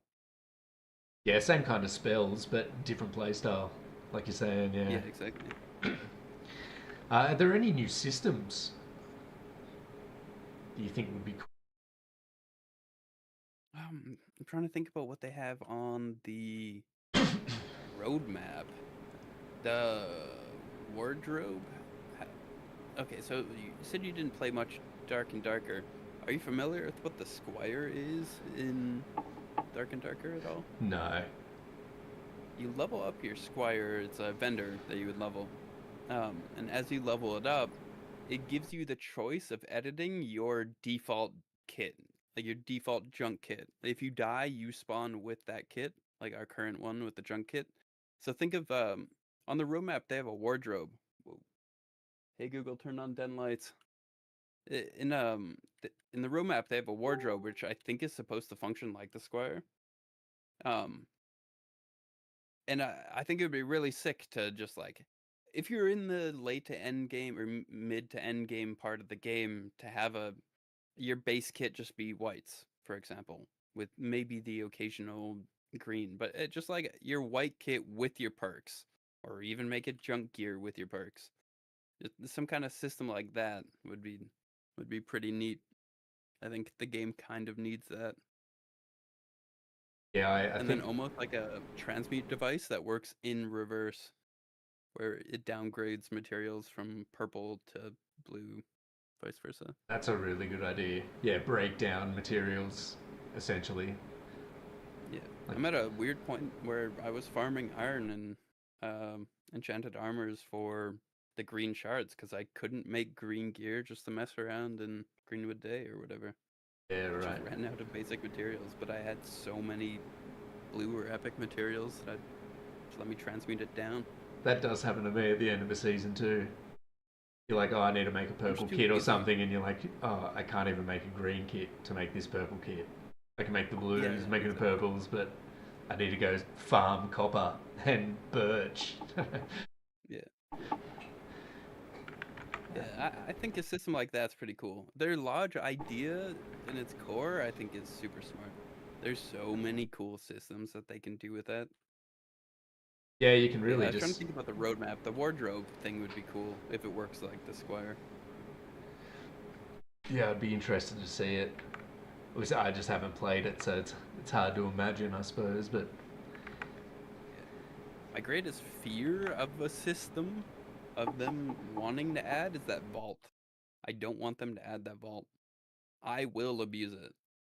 oh, I will everyone like will. What are this you putting in season there to already. abuse it, Marcus Stonehaven? I Yeah, I already I posted that picture in the Meet the Dev too crafty when he was talking about it. I already have 100 marks of Stonehaven. Like if they implemented Vault in the season, I would have max vendors immediately on the new season. So like I don't like it. And then sure you can limit it, but then it doesn't help. Like its purpose is supposed to be help the newer kind of people that want to transfer over like Master Hammer or something like that. But I feel like it just helps the sweats more. I'm gonna abuse it in any way possible. So I just don't like it. I don't think it needs to be in the game. I don't think it helps newer people as much as they want it to. Who knows? Yeah, maybe give those. I don't know if there's a way to see the threshold of how much people played, but people who didn't reach milestones, give them a little care Yeah, package. But no, I agree with you. I think it is something that's just purely going to help people who know what they're doing be way ahead of the curve as soon as the next season drops. yeah. It's just gonna be an abused mechanic that I don't think needs to be in the game. Yeah, Trying to think of other systems I want to see in the game. That Squire thing's the main thing for me. I love doing junk runs in Greenwood Day or Greenwood Night or whatever, just going in with a minimum requirement and just PvPing, like not even looting or PvEing, just running at people. I feel like that would be cool because like the thing that sucks at the moment is having to go farm the raw materials in order to just make a white kit because you need the perks. But if I had a wardrobe where I let's say it's still junk gear, but it at least has the perks that I want on it. Uh, I think that would be sick. That's so much replayability for people, and it helps new people out a crapload too, because there's so much power in the perks. oh, it's A lot ridiculous. of newer people are kind of, yeah, a lot of newer people are kind of even like gear fear to bring out a full set of whites with every life, and I feel like that would help with that a lot. Yeah, it's what do you think on that topic of the gear fear and all that? And I find a lot of people say not fair. They're just getting stopped by people in blues and stuff. Like, do you think that's just a learning thing? I think it is. I enjoyed that part of the game in season 0. So I'm a bit biased in that manner. I think it was necessary for me to fall in love with the game, and I don't think I would have fell in love with the game if there wasn't that learning curve at the start. Um, I mean, so I'm part of the Greenwood Day Police Department. I don't know if you're I, familiar with that on NA, yeah, yeah, but I've heard of it. Is people, that Bronzebeard started that? yeah, Bronzebeards and I started that. We were just messing around, and the whole idea or premise of it was people kept complaining to us that, hey, there's people wearing full purples or full blues just killing noobs in Greenwood Day. Can you please come kill them? So we just made that a thing, and now Sung will at the Greenwood Day Police Department and tell us to come hunt down people type thing. That's Or amazing. people would be complaining, and then Sung would ping us to help with them, if that makes sense. But I think I don't know. It's a double-edged sword. I think the new map will go a long way. The farm. Hopefully, that's enough to help people learn, because there'll still be PvP for the people that want it. But I think people will abuse the PvP zone in that area quite a bit. I don't think it will be very playable for new people. I really hope not. I've been thinking that too. I'm like, are there going to be any sleazy, just cheeses that just go in there just to ruin the new player's time? I do not want that. So here's what I see happening in the next season. It's the only play you can't queue Goldbrook in 2v2 groups or 3v3s and do skirms like that with your friends, but in the new zone you can. So like we're just gonna queue up the PvP map, go to the PvP zone, and just fight to the death against whatever people are talking crap in Discord that you want to fight with or whatever. Like all the sweaty skirms are just gonna happen on the new map's PvP zone. That's something I hadn't thought about actually. Hopefully they just leave the new guys alone though. This game, it really needs to grow its player base. It's a big thing, and I don't want to see. I think I rezzed like 150 people at the start of season one because I just knew like If I've been playing all season yeah, zero. These guys have got no idea what they're doing. I just kind of like if would. Sung released a statistic for this entire season for the most amount of revives, I'm up there for sure. Yeah, it's good though. I think the veteran players should have been doing that. We people whinge about the player base numbers, Yeah. and I'm sure there's people who complain about it, but then also just go in and stomp newbies at the same time, and it's like, well, you're not The making the situation better for yourself by doing this. yeah, the flip side of that is or the negative side of that that's kind of frustrating me lately is like I'll be on Crypts. The only map where it's like, okay, I have to kill everyone just to see if they have a shard, and people expect you to get them up and get toxic towards you and VoIP when you don't. So like it cultivated this weird culture where people just expect to get revived, and if you don't revive them, you're a dick. Yeah, So it's weird. season zero was definitely way more cutthroat. There was no friends. It got a One lot. of my friends that I play with suggested that he thinks in like the night or crit map they should just disable reviving. Yeah, I that's think not a that's bad fine. idea. I like that. That's actually a really good idea. Have because how they talked about rotating the higher end tier maps.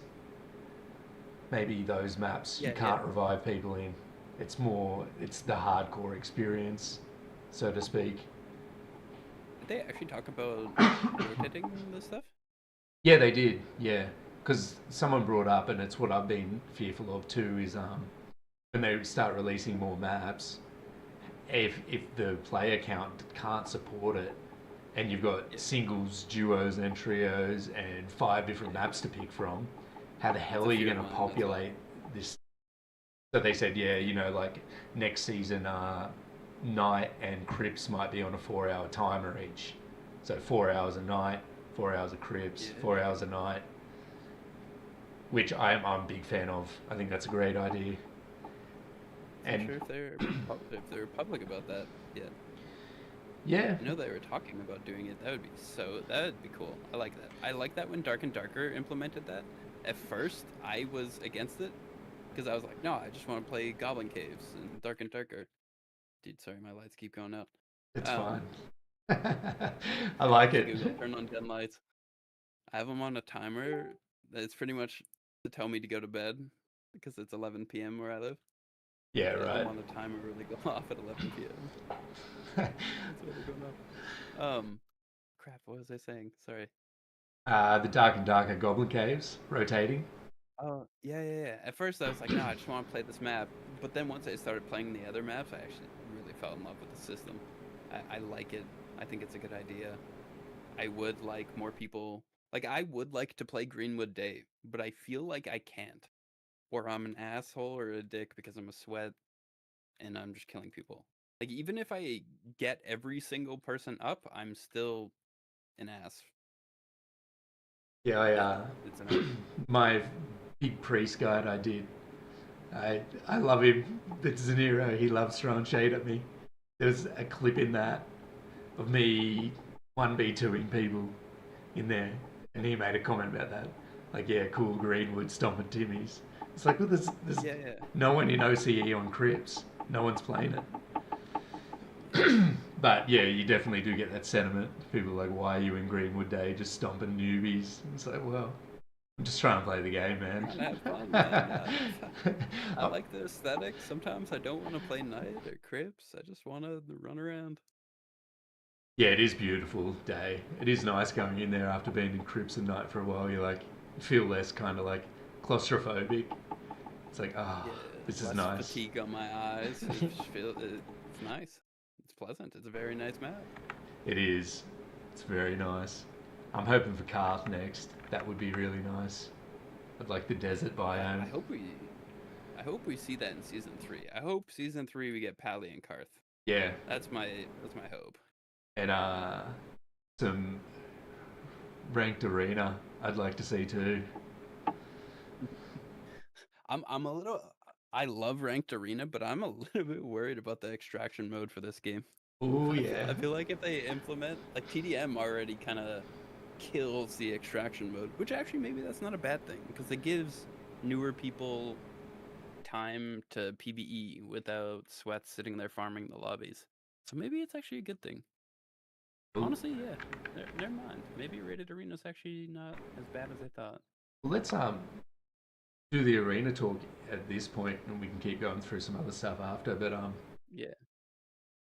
my thoughts and a lot of people I've talked to about is that is the big thing. It's like, how do you implement arena in this game and not kill extraction?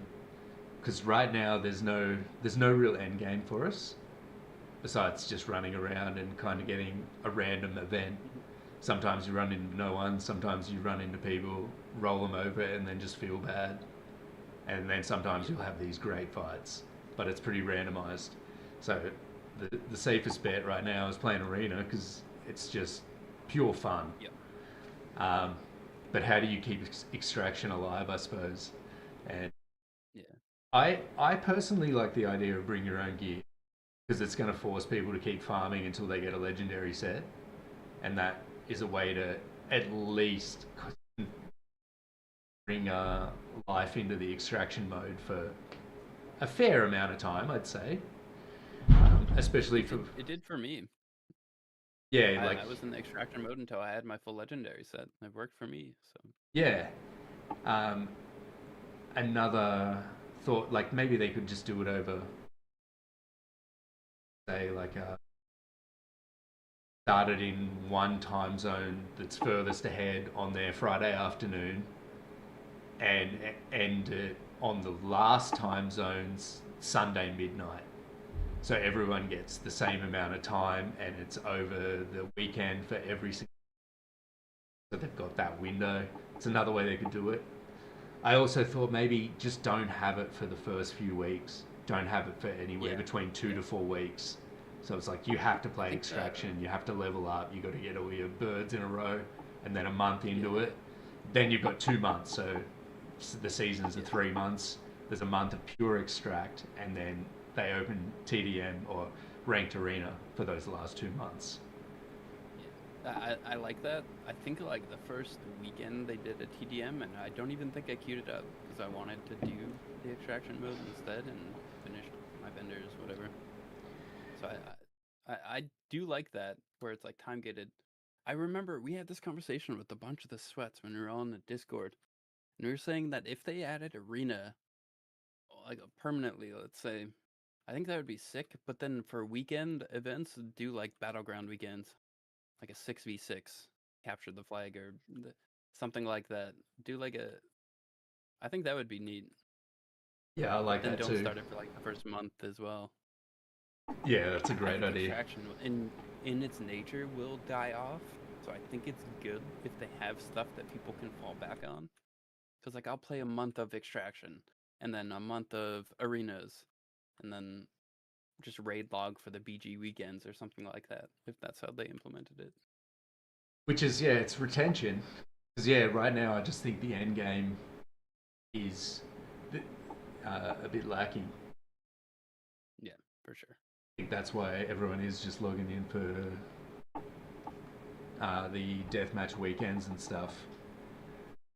Yeah, Especially they OCE, the extraction's just dead, or it's new players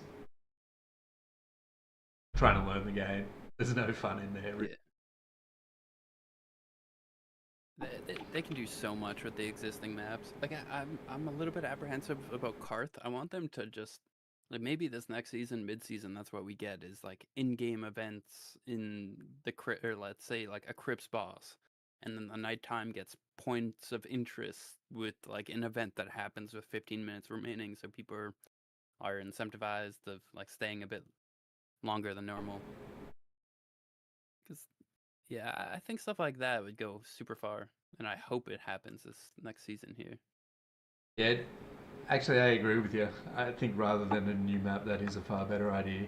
It's kind of the next thing to talk about anyway, and you brought it up a lot earlier, but map events and encounters. I don't know if you Yeah, caught what me and Frankie spoke about it. Like, it, yeah. I think we all kind of share the same sentiment. There needs to be something else than what there is. There's just no interesting spots. Like even AoE farming at the moment. There's no like if I wanted to power farm transmutes at the start, there's not very many points of interest. It's mobs are everywhere. yeah, the uh, yeah, I was saying like that the big mining thing you were talking about. A cool, Yeah, I reckon, a cool way of doing that in a fantasy game like this that would fit this style is you get a special key and you go to an area, you use that key and like some war horns blow or something that everyone hears, and it's a 5 minute countdown. And after 5 minutes, that gate opens up, a boss comes out, something you can do by yourself, but everyone on the map's aware, and you know that that boss is going to drop something really cool. So it just creates events, or like the parachute, oh not parachute, yeah, parachute yeah. drop-ins or something. Like everyone, something Oh yeah, the sounds, and airdrop stuff. Yeah, yeah, yeah. yeah, and you look in the Uh, sky and you're like, there's a countdown timer, and you can see it on the map. This is where it's going to drop at this time.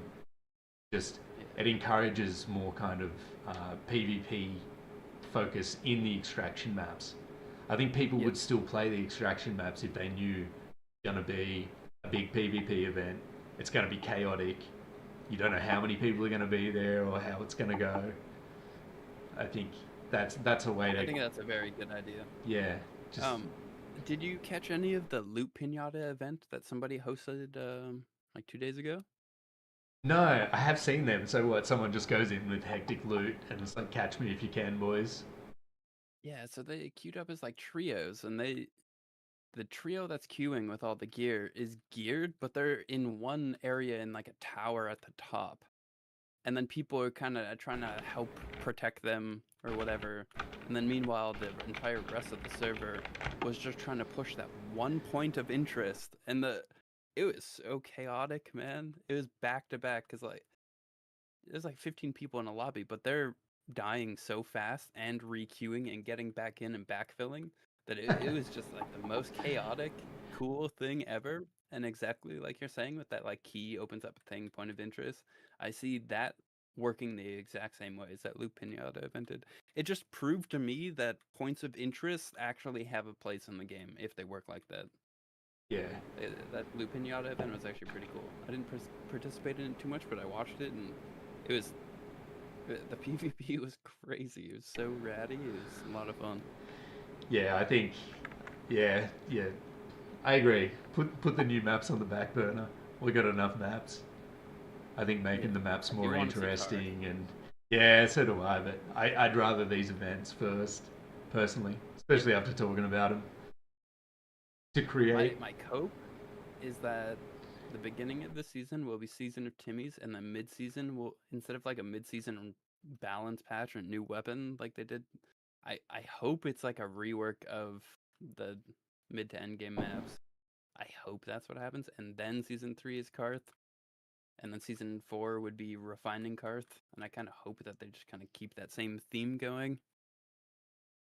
Yeah, no, I do like that. I hope you're right. I hope we do see it mid-season too. The sooner the better.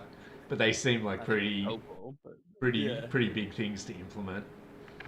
I got no I idea. think I've never done design, but it sounds complicated in my mind. yeah, Integrating it into. easier said than done for sure. The what about world bosses in terms of like not just Morg but like roaming stuff?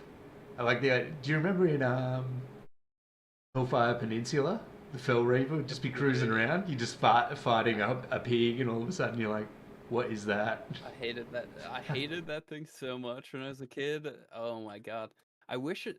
Okay, that's actually a good example because I think it's really cool. It has its place, but in Hellfire Peninsula, the Fell Reaver didn't drop anything. It was just for one quest. It had like no loot table, so I think that made it feel kind of bad. And I feel like people would have raided and killed it more than they did if it had rewards.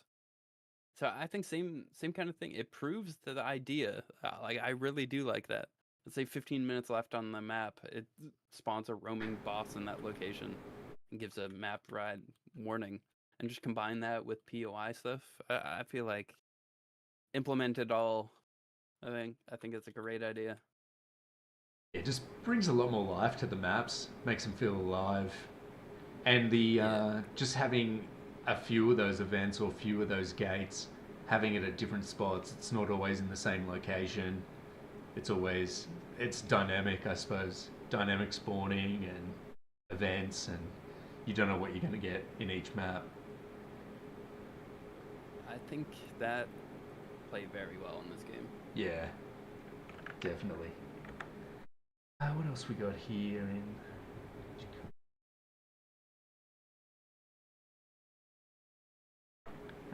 Covered the arena as well.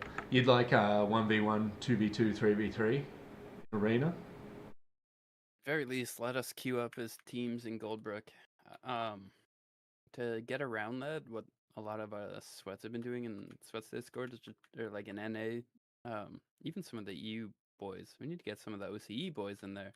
But we've just been like arranging skirms during TDMs, and then we all sit there in one Discord together and like 3, 2, 1 countdown, joining a queue, just so like a sweat team can go against a sweat team. So we kind of get that competitive arena type feel. It's super fun. I really do hope that they add rated arena and stuff like that eventually. That's what Oceanic Deathmatch was the other night. Every match was That's hard. so fun, dude. Yeah, it was. It was the most fun I've ever had playing this game. I think playing like organized teams against organized team, Yep. so fun. It's such a different state of play. Yeah, it's not even the same. No, not at all. It's amazing. Yeah, I hope they do have Uh, if they bring out ranked arena, having the skirmish button, same as WoW. Like you can do practice version. that's smart. I like that. Yeah, yeah. You just load in. You don't have to worry about even if they put it in Goldbrook. If there's infinite resources, kind of annoying. Like you want to know if the warrior's got 3 spears, he's got 3 spears, that sort of thing. Like you've actually got to make smart decisions with your consumables. You know, someone's not going behind a wall and using a bandage without you seeing them. Yep.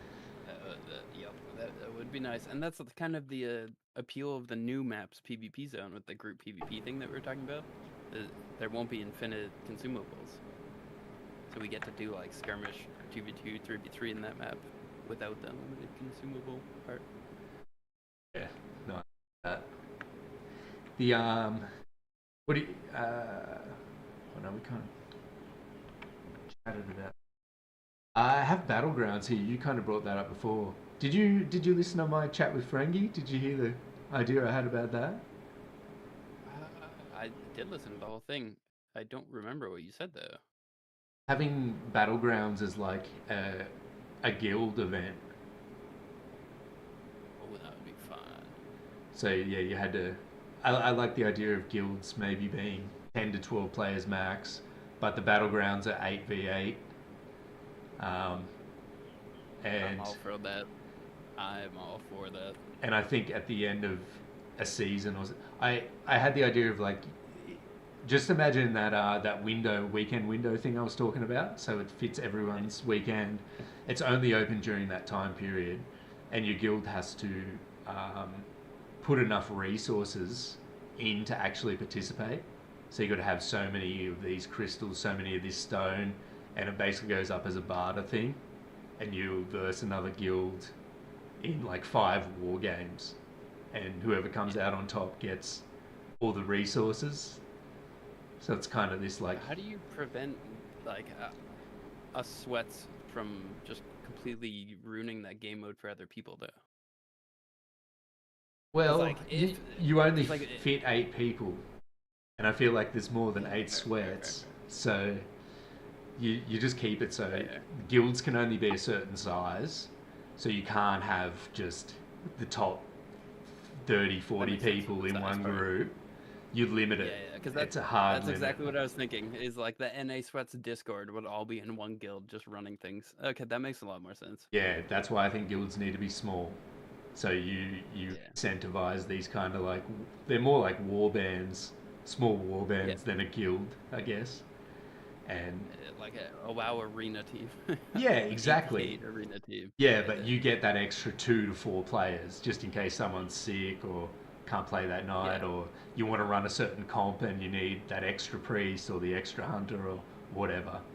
And then you face yeah. off in 5 games where you play like control like an Arathi Basin, maybe a capture the flag, maybe a siege, maybe the tag tournament where everyone in the guild, one side of the bridge each, and you each go in one on one, no healing, who can get through the other team before first. Yeah. Just a series of war games, and then yeah, you get the resources, and then maybe the top 5 guilds at the end of a season get a title or a cool That's what I was gonna cosmetic ask. Is or what do you get as a reward? It couldn't be like in-game items. It would definitely have to be cosmetic or titles. 100%. I think I think like you that's could enough motivation for me to do it. you could have a weapon glow like the fiery transmutes in WoW or something like that. Like Love that. you I uh, would love that so much. you're in the top 5 guilds at the end of the guild wars for that season, so you got a fiery weapon, blue weapon. I would die for that.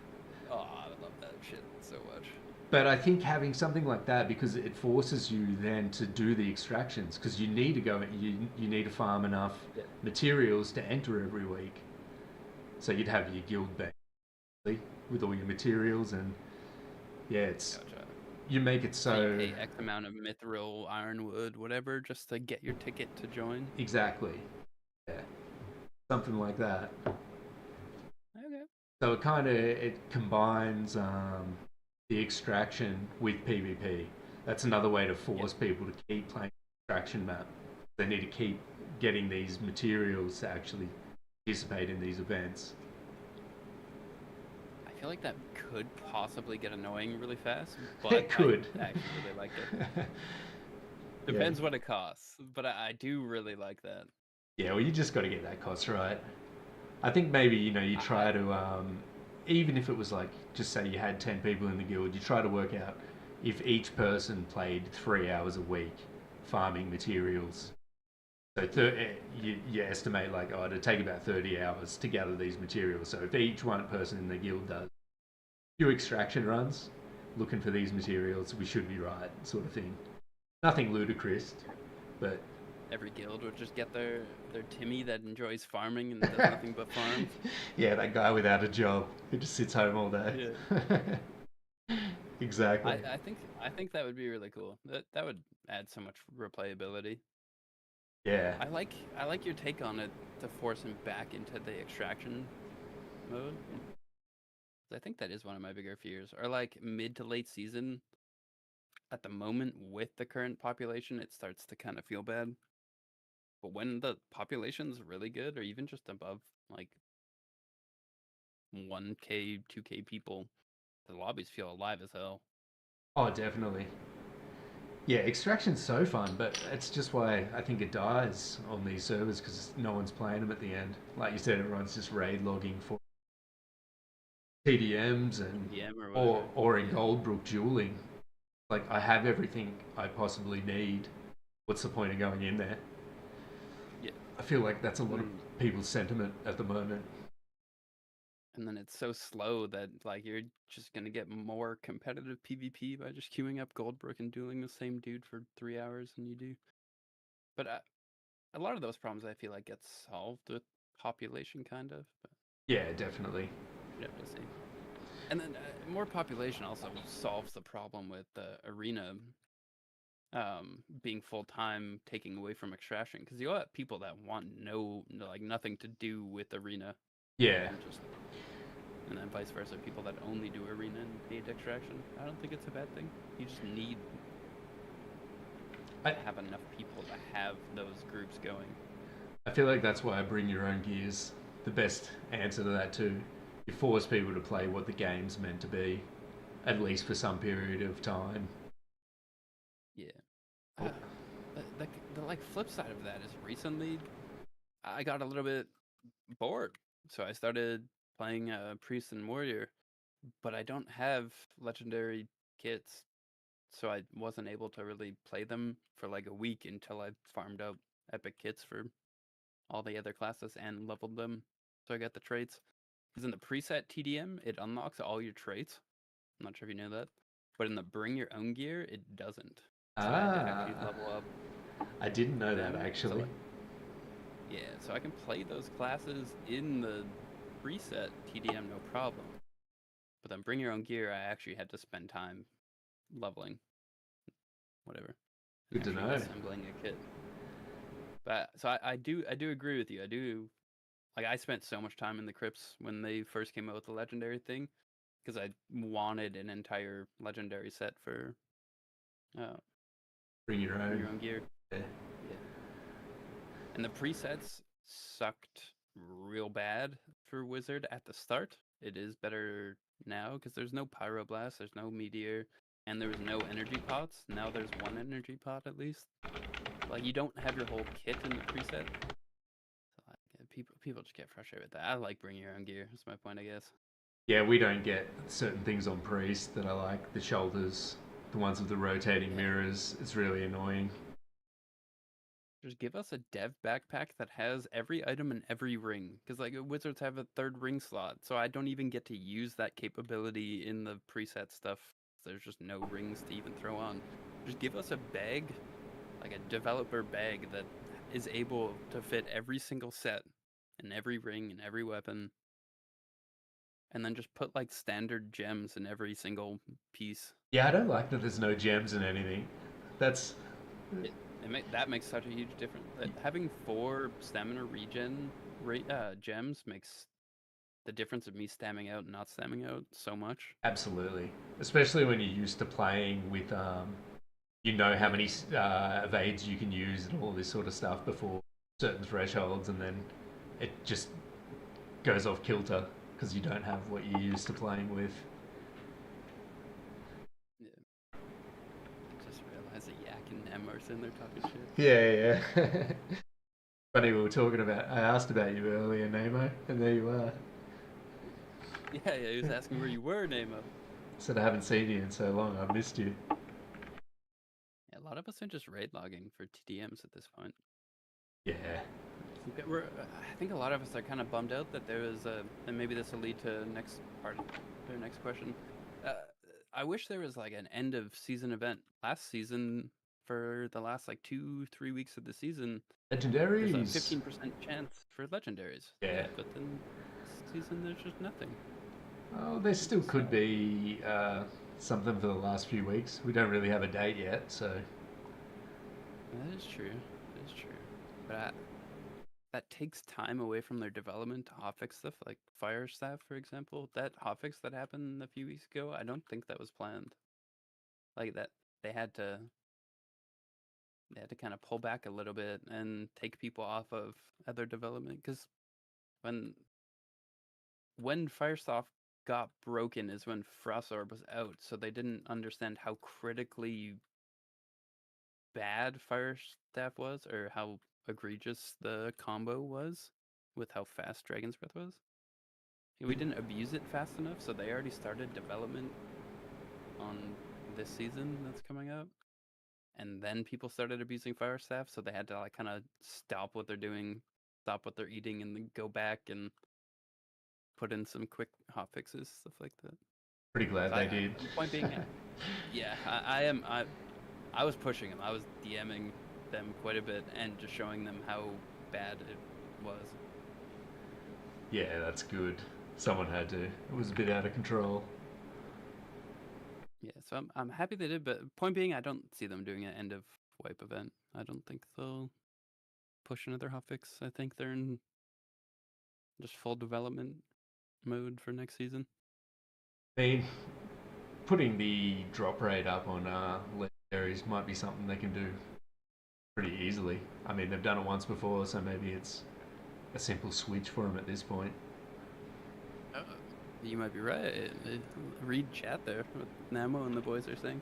Gonna announce something. Yeah, okay. They could be right. I hope they're right, dude. I really do. I want to play the game. I hate to do this. I just got to run to the toilet again, man. It's running through me today. Yeah. Had like 6 coffees. Yeah, BRB. But you shoot the shit with Namo and Yak?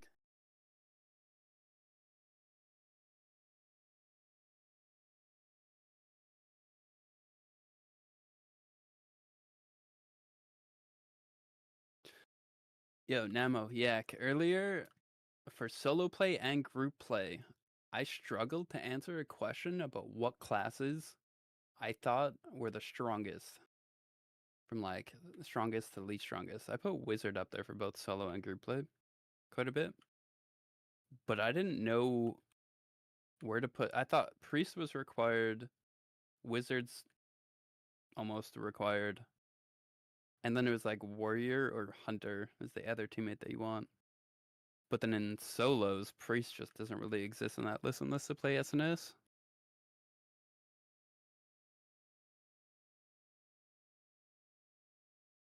Thank you, Namo. I'll make it very important. And are you sure they're not just announcing when next season is? Are you sure there's an event? How do you know that they're not just announcing the date for next season? Team play Wizard Priest. Wiz top solo, top group. Priest best group, Hunter group.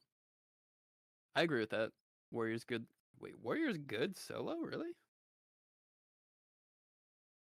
Actually, yeah. No, I agree with that. If they fix the unstoppable stuff, I think Warriors move up in positions, I think I said as well. Solo, Rogue, SNS Priest. We're getting Yak's tier list here. Yeah, I was asking them for their tier list. So I was struggling to answer that question, but they're actually saying pretty much what I was saying too.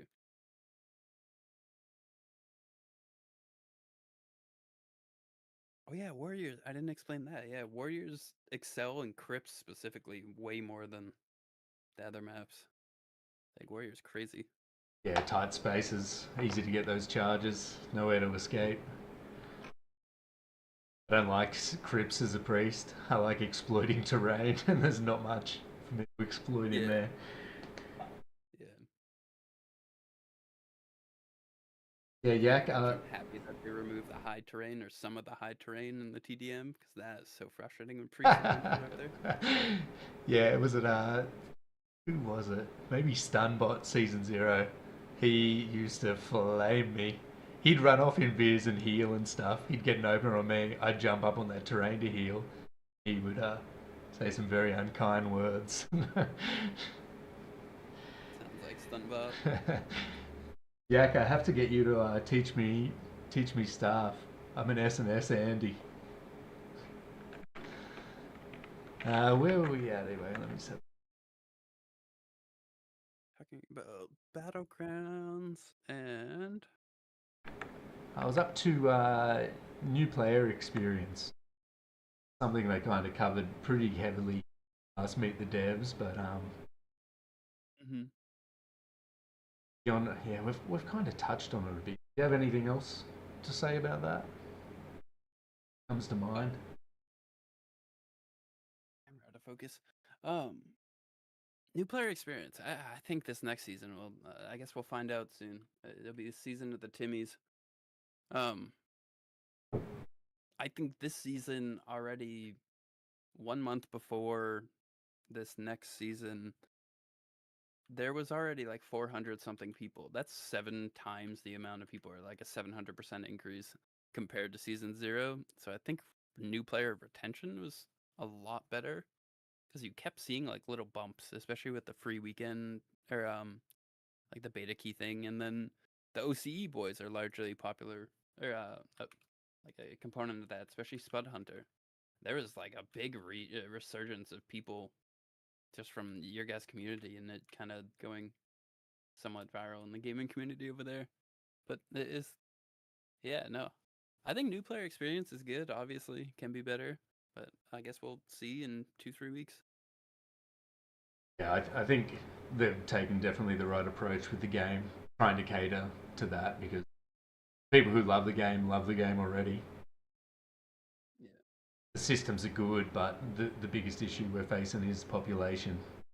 So I'd rather them focus on that more than anything else right now because in the end of the day, it is kind of for us because we want the game to continue. And the only way it's going to do that is by drawing in and retaining new players.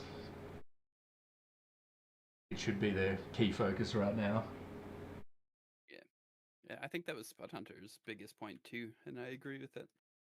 I, uh, I don't know. I want more Timmies to hunt down or help.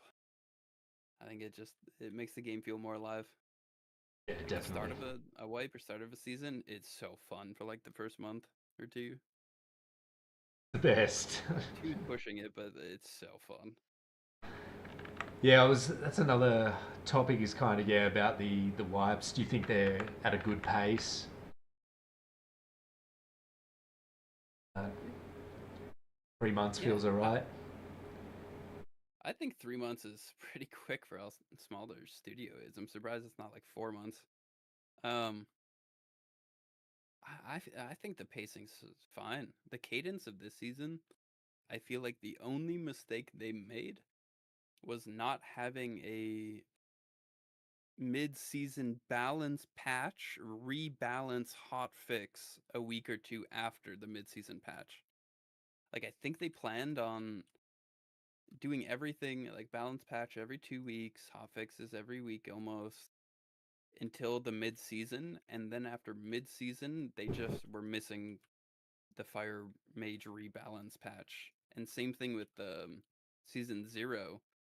Like that's when Swiftbow got super OP, but they already started development for season 1, so we just never ever saw the rebalance patch when people actually figured stuff out for the season. Do you think they should? What do you think's a good rate of doing those sort of major balances? You think at the start of a season and a mid-season, kind of timing feels alright. Yeah, I think with the size of their team, it's unrealistic to expect anything more than that, but I feel like that kind of lines up. I mean, it feels, I think you said this last thing, it feels like an eternity, like waiting 2 weeks for a hotfix or balance patch for people that know life the game, but I think it's fine in the grand scheme of things. Yeah, and like we were saying I think, earlier too, I think perceived weakness or strength, that sentiment can change when people actually yeah, understand how to play it or how to play around it. Whereas day one, people can jump the gun and think something's either crap or completely overtuned. yeah, yeah, it's the Swiftbow Season 0, perfect example of that. Even like Fire Wizard is a good example of that. I'm glad they didn't buff us more than like people kept saying like there's a part where people were saying Wizard was gutted. Meanwhile, I was still completely fine. It was just a skill knowledge issue by other people.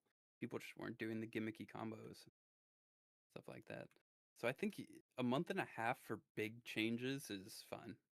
I agree. So that mid-season and new season, month and a half is more than fun. As long as there's like a rebalance or hotfix patches to kind of fix egregious stuff in between there, I think that cadence is more than fun. Yeah. I think we're spoiled by it personally. Yeah. The devs go crazy. Yeah, they are working hard, man. And they interact with the community a lot. Doing the dev chats and just how active they are on the Discord. They got their finger on the pulse. Definitely listening and working very hard. I think you can tell they love their project. Definitely wouldn't be seeing this level of commitment otherwise. The amount of attention to detail of small things actually amazes me a lot. Like if I ever talk to Trickery, the way he looks at the game is so much smarter than I expected. It's something you would expect someone that responsible for game balance and game design does, but Trickery's smart, man. I've heard his Look name a how lot. smart their team I is. haven't interact. Is he part of the team? Yeah, he was in a Meet the Devs like 3 or 4 ago. Yeah, he's the guy that's doing a lot of the combat rebalancing and fixing and the just combat guy, I guess. Yeah, okay. Yeah, I have heard his name a lot. People talk. He's obviously active. Trickery said this, and Yeah, it was like there's a lot of insight. He also streams every now and again on Twitch. Not development for the game, but development for like his own hobby projects. yeah, And okay. he talks about the game and in-depth stuff, what they want to do, why they can't do some stuff, um, etc. Like an example of that, if I recall correctly, and maybe I'm talking out of my ass, the reason that Roots don't have resilience for Frost Orb at the moment is because it would break Rogue's combo and proc it too fast when it already procs too fast. There's like weird things like that where it's like it's not a simple quick fix. He has to like redesign a system to get it working the way you want it. Yeah, Trickery, he's smart, man.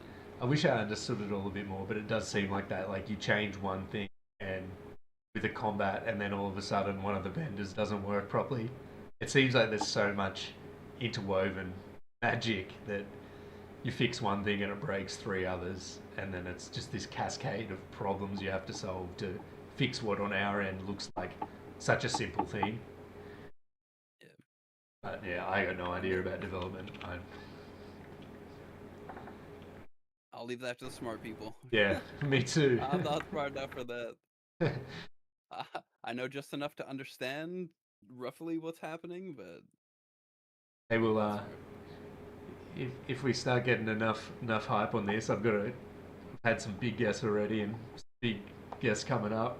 I'd love to get one of those guys on one day. Great to pick, especially his brain about these sort of things. Help the player base Sure. understand what's involved. It'd be great. Yeah, I'm sure. I'm sure they would love to do stuff like that. Like Trickery loves to. It's pretty much what he does on his stream, right? I'm sure he would love to do that if you actually approach them. Yeah, well, Obviously not when it's crunch time, but if there's like a time where he just gets to chill, you and hey definitely is worth boys, arranging. batter him for me. Help me get him on here. I'll slide into his DMs at some point for you. That sounds great. What,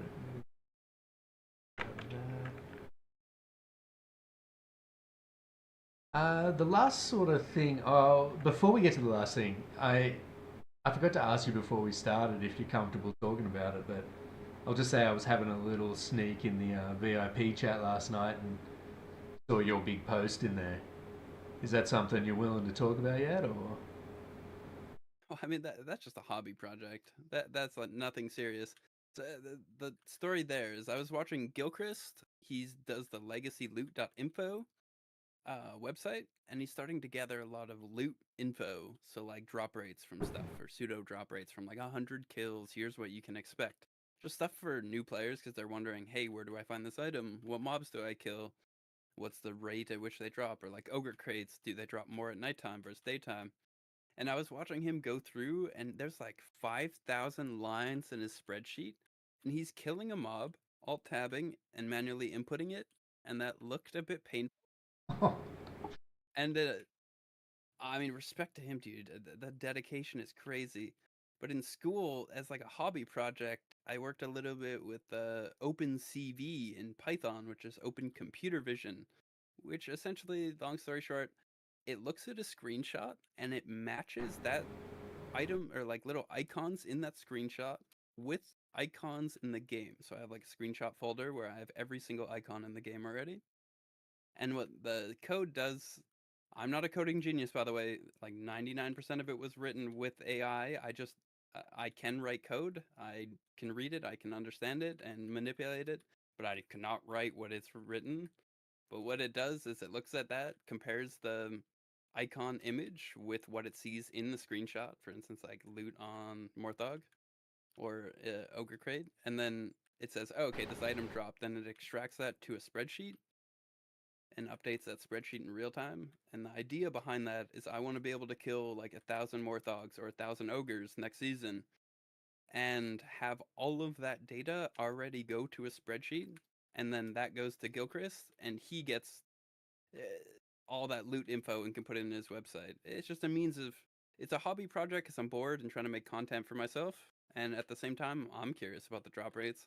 And it reminds me of like old school Thoughtbot and WoW or WoWhead when it first came out, whereas it's like community driven, not data mined information. Yep. That's the vibe I got. I was But thinking a classic DB when I was looking at your screenshots. I was yes, like, "This is classic DB." exactly. Yeah, Yeah, that's a the really cool. I I wonder, is there a way you could have it running so it was recognizing your screen, and while you ran across the map, and just say the mobs did have that description of what you've nameplate. killed while you're Yeah. playing, it could just snap that, and so you just do a full extraction without having to take any screenshots and gather data for, 70, 80 kills. It's possible. I don't think that's legal. Uh, Because you couldn't ever inject something into your game and have that running. That's just not okay. Like that's like sketchy hacking territory. And you could just sit there and get it to read stuff from data and extract it that way. The computer vision thing isn't 100% reliable. Like I'm having to manually go through a lot of them just to confirm what it's seeing is correct. It's not 100% accurate. So I wouldn't trust it to just sit there and watch my screen and do that. At the moment, if they added the name of mobs in the top right corner, like for instance, when you loot a treasure chest, it says treasure chest. So you know what you're looting. But it doesn't say that for mobs, it just says like container. If they added that, dude, I don't mind going through 10,000 screenshots with the script and just doing it that way. I trust doing that a lot more than just having something gathering that info in the background. I think yeah. that ruins a lot of the fun. It's not supposed to be 100% efficient. It's just a hobby project. I'm just bored. Yeah, what But is? Can you tell us that website again? We'll give the man a bit of a plug for his and yours work. Or was it like? legacyloot.info. Gilchrist. Definitely check it out. It's super cool. It's a very, very neat tool, especially for new players and the new season coming up. It, it shows you all of the materials you need for upgrading your gear. You can upgrade it, and then he's expanded it so much that there's like a bestiary now and stuff like that, where it kind of explains what mobs do, and he's building on that more. And now he's gathering loot data info. It's pretty much uh, eventually going to turn into Wowhead for this game. Just put my He's smart. display on. This is this is it. I'm assuming. Might be I laggy think on it YouTube, but is. think there is a... Yeah, my YouTube delay is really far behind. Discord, I sent you the URL. Yeah, What I it think looks I'm like. on it, but it'll be on here anyway. I've got some footage. Legacyloot.info, guys. Check it out. A Yeah. lot of work going into this. Gilchrist has put... It's a labor of love from him. I admire that man's persistence. I could not sit there and kill 100 of each mob and then alt tab to a spreadsheet and put in like 6, 7 columns, and then all have that getting exported to a website in real time. Like when he adds a new kill of that mob, it automatically goes to the website and updates in real time. Yeah, It's right. cool. It's smart. Hey, it goes to show how So that's much why I some went that people up. love this game, eh? Like, I've never done Yeah. content creation or anything like this for this game, but I was like, fell so in love with it and just wanted to see it thrive. And I was like, well, this is an opportunity for me to learn some new skills and hopefully keep alive the best game, PvP game I've ever played at the same time. Yeah. I'm pretty. I am hopelessly optimistic when it comes to this game's success.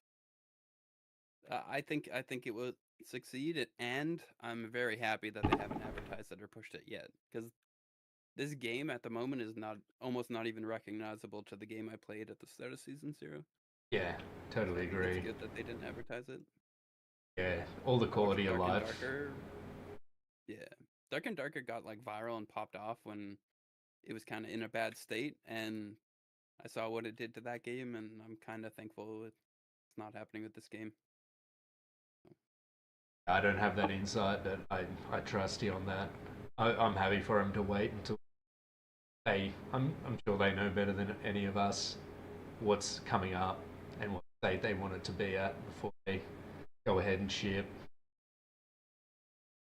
I'm also commercially. biased because I like the developers like Chris Kalecki. I met him at BlizzCon. I have my BlizzCon things up there. True. My little like badges. So I'm a little bit biased. I like the guy. I like the developers. I like Trickery. I'm definitely biased. Sung is like one of the best community managers I've seen in a game. I was just That about to guy's say you're forgetting the real man of the hour, everyone's favorite. I don't know how he does what he does. That I would have tilted at people by now. I would have said some stuff. Yeah, they turned off the pinging Yeah. developers pretty quick. I reckon he was getting absolutely hammered as soon as they introduced TDM. He was copping it non-stop. Turn TDM on. Yak in the chat is the biggest offender of that, dude. Now, anytime Yak types, we always just instantly react to TDM question mark to it on Huntington. It's like everything is just him asking for TDM. Someone's got to do the Lord's work. Thank you, Yak. Ask Yeah, for him at OCE times in future, please. yeah, exactly. Well, the last sort of topic I have is just having a little bit of chat about Alden. Bit of a brainstorm about Yeah. what you hope to see, what sort of abilities, weapons, what sort of role you think they're going to fit. Kind of go a little bit crazy with our imaginations here. I hope. I hope we get a playtest soon. First off, to those people that are ending up watching this, and no, we haven't playtested it yet. Um, the oh man, I have a few concerns. I In Dark and Darker, there's the paladin in that game, and the Smite paladin was just like for a while in some seasons was just a better caster than wizards. Think of it as like a priest stun kind of target the ground thing that did a bunch of damage, and they would just go around, or they'd do like a melee build. I feel like it's gonna be super fun. Um, Class design, obviously, there's supposed to be a tank, like the first actual tank. Apparently, warrior's a bruiser, not even a tank, is what they're saying. Where was this? I So didn't see it'll be that. maybe that was a trickery stream comment, Yeah, but I think okay. warriors are supposed to be like bruisers, but apparently paladin are supposed to be more on the tanky side, tanky slash healer. How do you get Is that tankier than 8 block? Oh god, and permanent enrage and Yeah, I was gonna immune say to I don't want poison anything worse speed than and 8 block pips. daggers. That is brutal. That is kind of why I said I have a few concerns. Uh, ah, and sorry, I'm gonna go to a lot of the stuff that you and Frangie said from last episode as well. I think like Hammer of Justice has its place. I think Consecration has its place. I think having different seals to like limit someone's movement speed, like you can put a seal on somebody, like Seal of Righteous. Oh fuck, I'm forgetting what it is in WoW. Seal of Recklessness. I think something like that. You put a seal on a person, they can't run away as fast, or their movement speed can never go above their max or their like base movement speed. So all their movement speed stuff gets turned off. I feel like a seal based kind of gameplay with melee weaving and healing is gonna be really fun. I would love to see that kind of method or that kind of direction. I, At the I same time, for like Yak's sake, I would love it if they're like a healing spec.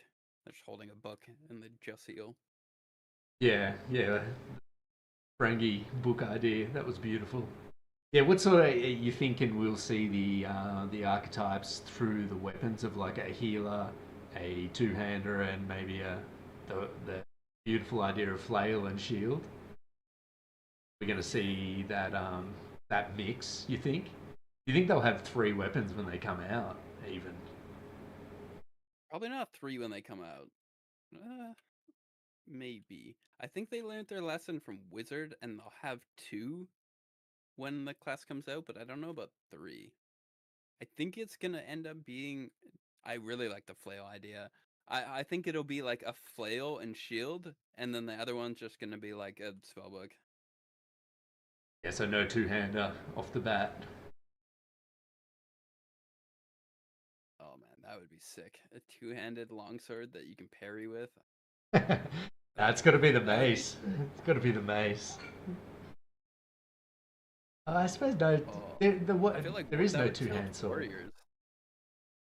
Yeah, I feel like if anything, you give a 2-handed greatsword to warriors, because that was in the like concept art that they've showed at some point that there was supposed to be a sword. For the warrior. Maybe we're I not think so. done with the Yeah, weapons yet. they didn't specify what it was, but they did specify that there was a greatsword, or Yeah. they had the art for it at least. I think Hand of That'd be Freedom very cool, neat. is a very cool idea for the paladin. Dude, as a frost wizard, I hope not, but for the class's own sake, I think it would be sick. Because It yeah, has its place in this game, for sure. like how me and Frank were talking about, it's like you essentially just trying to combine a wizard and a war, not wizard, priest and a warrior. Yeah, yeah, yeah, exactly, yeah. Kind of need to take things from both of those, but at the same time make them unique. That's why I don't think they're going to go like that. The bubble archetype of paladin in WoW, because I think The it's invuln stuff, I don't want that. well, it's already on priest. Yeah, I'd hate to see them really kind of like stealing the identity of one class and adding it to another, and really keeping that yeah, individuality. Heavens, I don't know priest that well. The invuln bubble where you do the stun after. Does that not seem like that belongs to Paladin though? Like even though Paladin doesn't exist, I feel like that skill is literally a beta test for Paladin. Yeah, it's Bob blessing of protection, wasn't it, or divine protection or something, just on a Yeah. priest. I honestly miss the old one that you used to be able to put on teammates. Oh, I never messed with priest too much. Yeah, heaven. You know Heaven's Fury, how you can just tap it on an enemy and it will stay on them. Easy to evade, obviously, Oh, you could do that on friends. but you Okay. used to put it either on yourself or on a teammate. So that used to be really fun in Arena with a warrior because you'd chuck it on him, he'd charge in, and if he collected someone, the stun would go off a second after. I kind of liked the versatility it used to have in that. But when you put it on yourself, obviously you could still be hit. You didn't get a bubble with it. It would just go off after a set amount of time. But they changed it to only self-target and you gained an invulnerability bubble. That's how that ability changed. Season 0 to Season Yeah, 1. that makes sense. Do you do you think they'll make Paladin play more like a bard, where you buff people? Like you're more of a support class, like your Hand of Freedom, for example. Um, I on think like a the mini bubble. I think one of their abilities could be an aura choice. Yeah, that really fits Yeah, Paladin. exactly, right? Yeah, so they could have like magical armor or physical armor or a damage aura. They have to make a decision between what they want to I have, can see that. I can see that. something Just like that. please don't give them movement speed stuff. They need to limit movement speed stuff in the game, I feel like. Yeah, I don't think they could give them freedom and movements. That would be I just far see too them. much. Yeah, do you play much retail WoW at all? A lot of the games No. have like a steed Oh thing yeah, where they yeah, like yeah, summon yeah. a horse, Yeah, I've mount seen up on a that. steed, and run super fast. And I just have PTSD from them using like invuln bubble, mounting up on a steed and running at you. I can already see that happening. I hope they don't add that. Do a hand of Because justice. yeah, yeah. I hope they kind of shake it up and do something completely different than what we expect. Because I think they should have the same tropes. Like they should have those abilities. They should have freedom. They should have Hodge, stuff like that. But I hope it has like some different kind of innate thing to it. It's kind of I guess we'll find out this week in the Meet the Devs, right? I think they're teasing Pally. I hope so. That would be really. Or no, no, this next one would be the next season. I don't even think they're done cooking Pally yet. We'll hear about it next season, I'm sure. Yeah. It would be amazing if they surprise dropped it this season. They've been cooking. I doubt it. Yeah, no, I doubt it too. Maybe mid-season for the mid-season patch. Because what do you think they're gonna do for this mid-season content patch? Because like Uh, this season they had a whole new weapon for the new class, but what are they gonna do for the mid-season patch of this next season? the rogue weapon. Oh, I can see that. Okay, okay. They've been talking about that for a while. Which would be what? I don't What do know. you I think? don't think they've talked about it. What about A whip fist or like weapons? oh, that would be sick. But then does that kind of kill the monk vibe if they went monk? Scythes? Oh, that'd be cool. Yeah, I don't know. What if they went like Ninja Star, ranged rogue? Oh god, please no. It's like a blunderbuss type thing. Yeah, I don't. A whip and blunderbuss. I mean, what they have in WoW? Maces. They could use maces Fist after a weapons, certain. daggers, swords. I don't think they could use axes. No, not from my knowledge, I can unless see fist weapon, whip. I can see. yeah, whip's interesting. Range. It'd be cool if like grapple goes out and like it'd be cool if you could grapple to terrain. That'd be nice. Ooh, That'd be cool. yeah, I like that. Little Widowmaker action. Yeah. I don't know if you played exactly. Overwatch, but yeah. Yep. Yep. Yeah, exactly. I think something like that would be cool. How do you think they Um, do healing on a paladin that makes it feel separate from the priest? yeah, I don't. What's the direction they went in WoW? In WoW, it was less bubble oriented and just straight raw, direct big heals that Yeah, were very slow. they'll just tank healer. Yeah, exactly. Just stand I there and spam big heals. feel like they'll kind of be. I think it'll be like that. I think it'll be big, slow casting holy lights, and then you play the support role with your freedoms, your stuns. So I think it'll play like Holy does in WoW Arena, What where you about pretty the much just like was line it range. And... was it priest that had that like well of light? What if they put down like Yeah, a holy beacon or something, and everyone around it periodically would get a pulse, or it would target the lowest health player, or something that wasn't. that would that would be neat. I feel like that'd be a nightmare to code though. But worlds are a oyster. That would be cool. I like that because they do have beacon in WoW where you heal another target Yeah, when you're healing someone else. yeah, that's broken. I wouldn't like to see that, especially if there was like a huge range on it. Your buddy's off Yeah, fighting someone up top, and you got your other buddy underneath, and you just spam heals on him. And old mate upstairs is just cross getting map. heals. Yeah, That could be cheesy. yeah. I feel like that'd be fun. I just feel like Priest I has the direct heal right now. yeah. It would be cool to see something a little bit more situational. That's why maybe like I'm putting my heal in this area. Did you play Alari in Overwatch? No. She would Don't even know what throw. that is. She would throw a healing like. Do you remember the Symmetra turrets? How she could shoot them Yeah. up on Okay. walls. Yeah, Alari basically has that, but one, and it would just target the lowest health person in line of sight. But it could be killed, and it only worked in line of sight. Obviously, it's just a different way, I suppose, of doing a heal that's not point and click, sort of like Priest already has. Just a Yeah, I can see that on Pally with the beacon idea. I think that kind of makes sense. yeah, That fits healing the healing aesthetic. pylon. That's what it was called. Healing pylon was the Lari's one. But essentially, I that can see them doing something like that. just creates a bit of different gameplay. And it's like if they got that healing pylon there, you either choose to fight them there, try to disengage, and Yeah. Now that. Hmm. What other concepts do you think they could do with Pally? I feel like that almost covered every. But what do you think they can do with the melee side of things?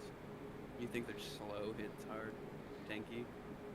consecration. I would like to see on like if they do have a tank build like their warrior mason shield. Hmm. They have like the flail shield sort of thing. Maybe the weapon queue on that is to slam into the ground and create a holy aura, whatever you call it, holy Yeah, yeah. ground. And again, I think that plays into the healing pylon as well because they're both sort of control this area elements. So it's kind of a Yeah. class that says, do you want to fight me in this area that I've now taken control of, or are you going to try to kite out of that area? So they're, yeah, I guess they're just a very, what do you call it, area denial, Yeah. Dispensers of justice. or everyone I see in, there's been a lot of chat in the Discord about this whole, them being sort of the police, if you will, like they get an aura or a sense if there's PvP happening, or have you seen chatter about that? It's been going on for months. That sort of idea. Yeah. Who knows? I don't know if that came from devs or not or whatever, but who I think it'd be neat, but I don't know how you implement all that stuff. I'm not smart enough to understand how to properly implement that. That's not broken. I think it kind of fits into the aesthetic of Pally, though. Sure. Arbiters of light and justice. Yeah. Yeah, it's I well, I guess we'll see soon, right? If they actually start leaking stuff or talking more about it. yeah. Well, I was thinking like with season two coming up, and they've kind of already done a big chat about the new map coming and the new player experience. What are the next few Meet the Devs going to be about? Yeah, exactly. What bugs do you want to fix? What's important for PvP rebalancing? What do you want to see for points of interest? Stuff like that is probably what'll happen, I would assume. I think the events route, like some of the stuff we were talking about earlier, I think that's a something really worthwhile, and at least them talking Yeah. about bring some life back into the extraction maps, create unique, I guess, unique experiences for the player every map, knowing that there's going to I be think that'll something be their happening. focus in season 3 for sure. I hope so. I think it's definitely well invested. that sort of the thing. That's most of the topics I had written down to go over. Is there anything else you can think of you'd like to share? I want to do more TDM skirms with OCE, man. I've been having a lot of fun with the OCE boys. And shout out to the OCE boys, yourself included. You guys made this game a lot more fun this season than it should have been. Oh, thank you. Having your guys' enthusiasm, stuff like this, it we see it on NA. Don't worry. Like we're willing to deal with 180 ping or 200 ping just to come play with you guys, and we still have fun. You guys are all very welcoming, and from I, what I've seen, a lot less toxic than NA. I was about to say I'm kind of blown away in how hectic a game this is and punishing. The OCE scene, like I haven't got a bad thing to say about any one of the guys. They're all really, really nice guys. Everyone gets along really well. Like, Can't say the same about NA. yeah, no, I read the Discord. I see there's a lot more drama going on your side of the planet than ours. Yeah, yeah. You guys are just chilling, having a good time. I feel like nobody gets angry when they die in OCE, especially in TDM. They're just like, go next, man. Learn from our mistakes, go again. Yeah, Which I love that mentality so much. yeah. After there being two OCE players at the end of season zero, me and Echo, that's kind of why I started the that dual tournament. I was like, it's Yeah, the best way to get all the people together, and that's how a lot of yeah, them got to know each other, and it keeps people coming back, I suppose. People pinging each other on the disc, like who wants to duel tonight, and that actually reminds me. How is there? What's the reasoning for you guys doing it on a Monday morning for NA? because I don't think about other time zones when I time it, I suppose. Like I would love to play in it more. I know like Snow or Techlord would. I'm sure a lot of the sweats in the PvP Discord would as well, as we all enjoy. If every now and again, if you guys have one like the day before you do it, that way it's Sunday morning. I'm sure a lot of us would show up. Yeah, I could It's do just them awkward Sunday being Monday nights. because like I work like 4 hours after the tournament starts most Mondays. Yeah, It's a bit awkward. I'll change it then. You heard it here first, guys. Season two. I'll change it to Sunday nights, Aussie time, so Yeah, it'll be Sunday morning for you guys. obviously see what works for the OC guys. But I know NA, we'd come over there and deal with the ping than just to play with you guys if it was at a better time than the Monday. Yeah, yeah, right. I will. I'll change it up. We um we were chatting after the last one we ran as well, and the first week of season two is just going to be open.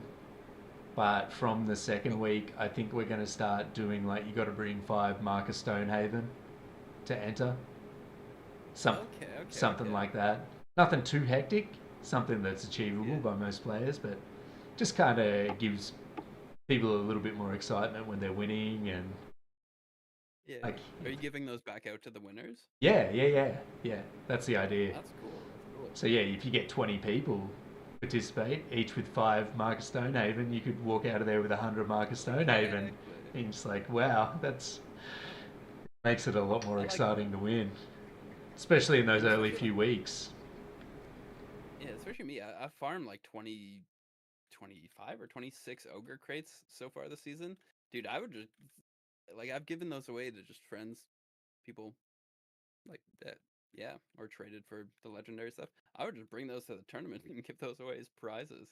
Yeah, It'd be Beazle fun. Beazle actually gave me one for a tournament, an upgraded ogre crate. He donated one for that. But yeah, I think we might try to start doing that. Just try to put some more prize pool behind it. Obviously, I'll need help. I'm limited on time as it is, and do a lot of stuff. So Yeah, of course, of course. I mean, the community would love to do that. Like Satorix's tournament's a good example. There's a lot of people that were donating like legendary shards and stuff, especially when it's like later in the season. Like if you ask me for my entire stash right now, my entire legendary kit and like the 10 epic, 10 plus epic kits or whatever, I would just give it to you. I don't even care at this point. yeah, I would love to give that away for a prize for That's a It's just fun. that's another thing I was thinking about. Just on a quick side note for that is guild events. You keep your gear for the full 5 war games, but if you lose that gear you're wearing. It's bring your own gear, but you put it on the line again to force people back into Yeah, farming yeah, stuff for the yeah, next yeah. week. I think Oh, yeah, yeah, I like that. yeah. So you're forced to get You have it for the consumer. whole event, but then you lose it if you lose. Yeah, yeah. So you have to get materials together to do it, and also you lose your gear if you lose at the end of it. Just it's a I actually really, really like that. I think people would be hyped to participate in these guild big scale war games, Yeah. and it's forcing you to keep farming materials for the next. Do It's you think rated arenas, if rated arenas only existed on weekends, should function the same way that you put your gear on the line? it's for how fast the games are. I don't think it works. Oh no, yeah, never mind. You'd go through like 100 kits on a weekend. Yeah, Yeah, no, that doesn't really work. The guild event thing, I actually really like that. yeah, because you've got the gear for the 5 war games. It might go for Yeah, two or so hours. You've got that gear, but at the end of it, it could be on the line. It's just high yeah, risk, high reward, kind of bonding with your guild, forming alliances with some guilds and rivalries with others, and to just bring a new kind of player-driven community vibe to the game. But also really supports the extraction mode while promoting PvP at the same time, and it's probably a I, lot. I do. I think that actually goes so much further than people think. Because like the most fun I've had this season was joining the like NA Sweats Discord. Just having more people to play with and organize stuff with, and like joining the tournaments, joining your tournament. I've had so much more fun just actually integrating with the community because I knew like nobody I know plays this game anymore, and I feel like a lot of people are kind of the same way. So and events like yours give us an excuse to start that lane of communication or networking, if you will. Yeah, that's how It's I've so met fun. most of the boys, and yeah, it's great. That's how I met you guys, right? Yeah. It's just the queuing up TDM on OC. Send it there with the OC. Yeah, we're blessed to have the small but really good community we have. It's great. Yeah, yeah. I hope it stays this way. I hope it doesn't get overly toxic like most communities. I'm sure it will, or at least there'll be aspects of it. But Yeah, I'm definitely glad. we did have a villain season 0 on OCE that everyone hated, and I kind of miss having that guy. I think. Dude, I miss having Stunbot, man. Stunbot was that guy for me, but he got taken out back by Sun. Oh, really? He still plays the game, but he's banned in the Discord. Yeah. Okay. Yeah. Right.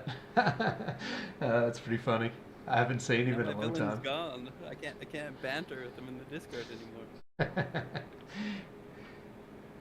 Yeah, no, Well, I'm super stoked for this next season. I think the devs will continuously blow people away. I think people will be upset with the lack of endgame content. I hope I'm wrong, but I think season 3 will be more endgame tailored, and I hope people realize that and go into this next season knowing that it's for the Timmies and the betterment of the game. yeah.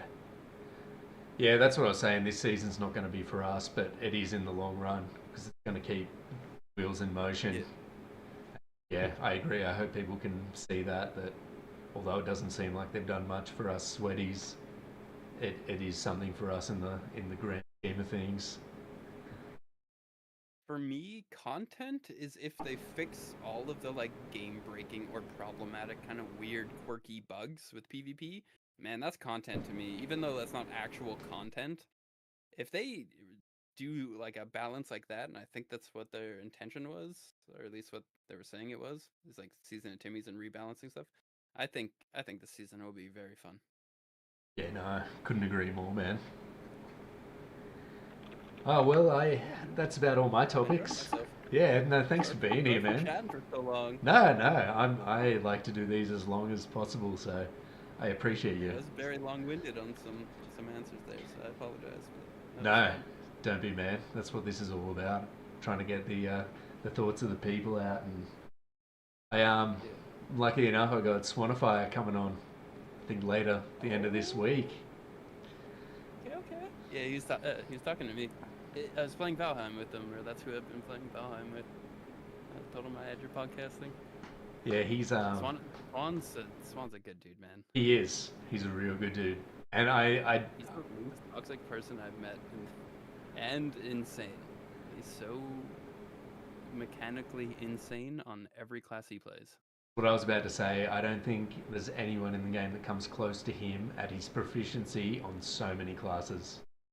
Every player name I see, I think, oh, that guy is the God Warrior or the God Wizard. And with him, I can get wrecked by him in TDM on a Hunter. Going to the next game, there's no Hunter. Get wrecked by someone, and I'm like, oh, it's him again. Yep. Yeah. Yeah, I like that. He was what got me super addicted to the like sweaty PvP in this game.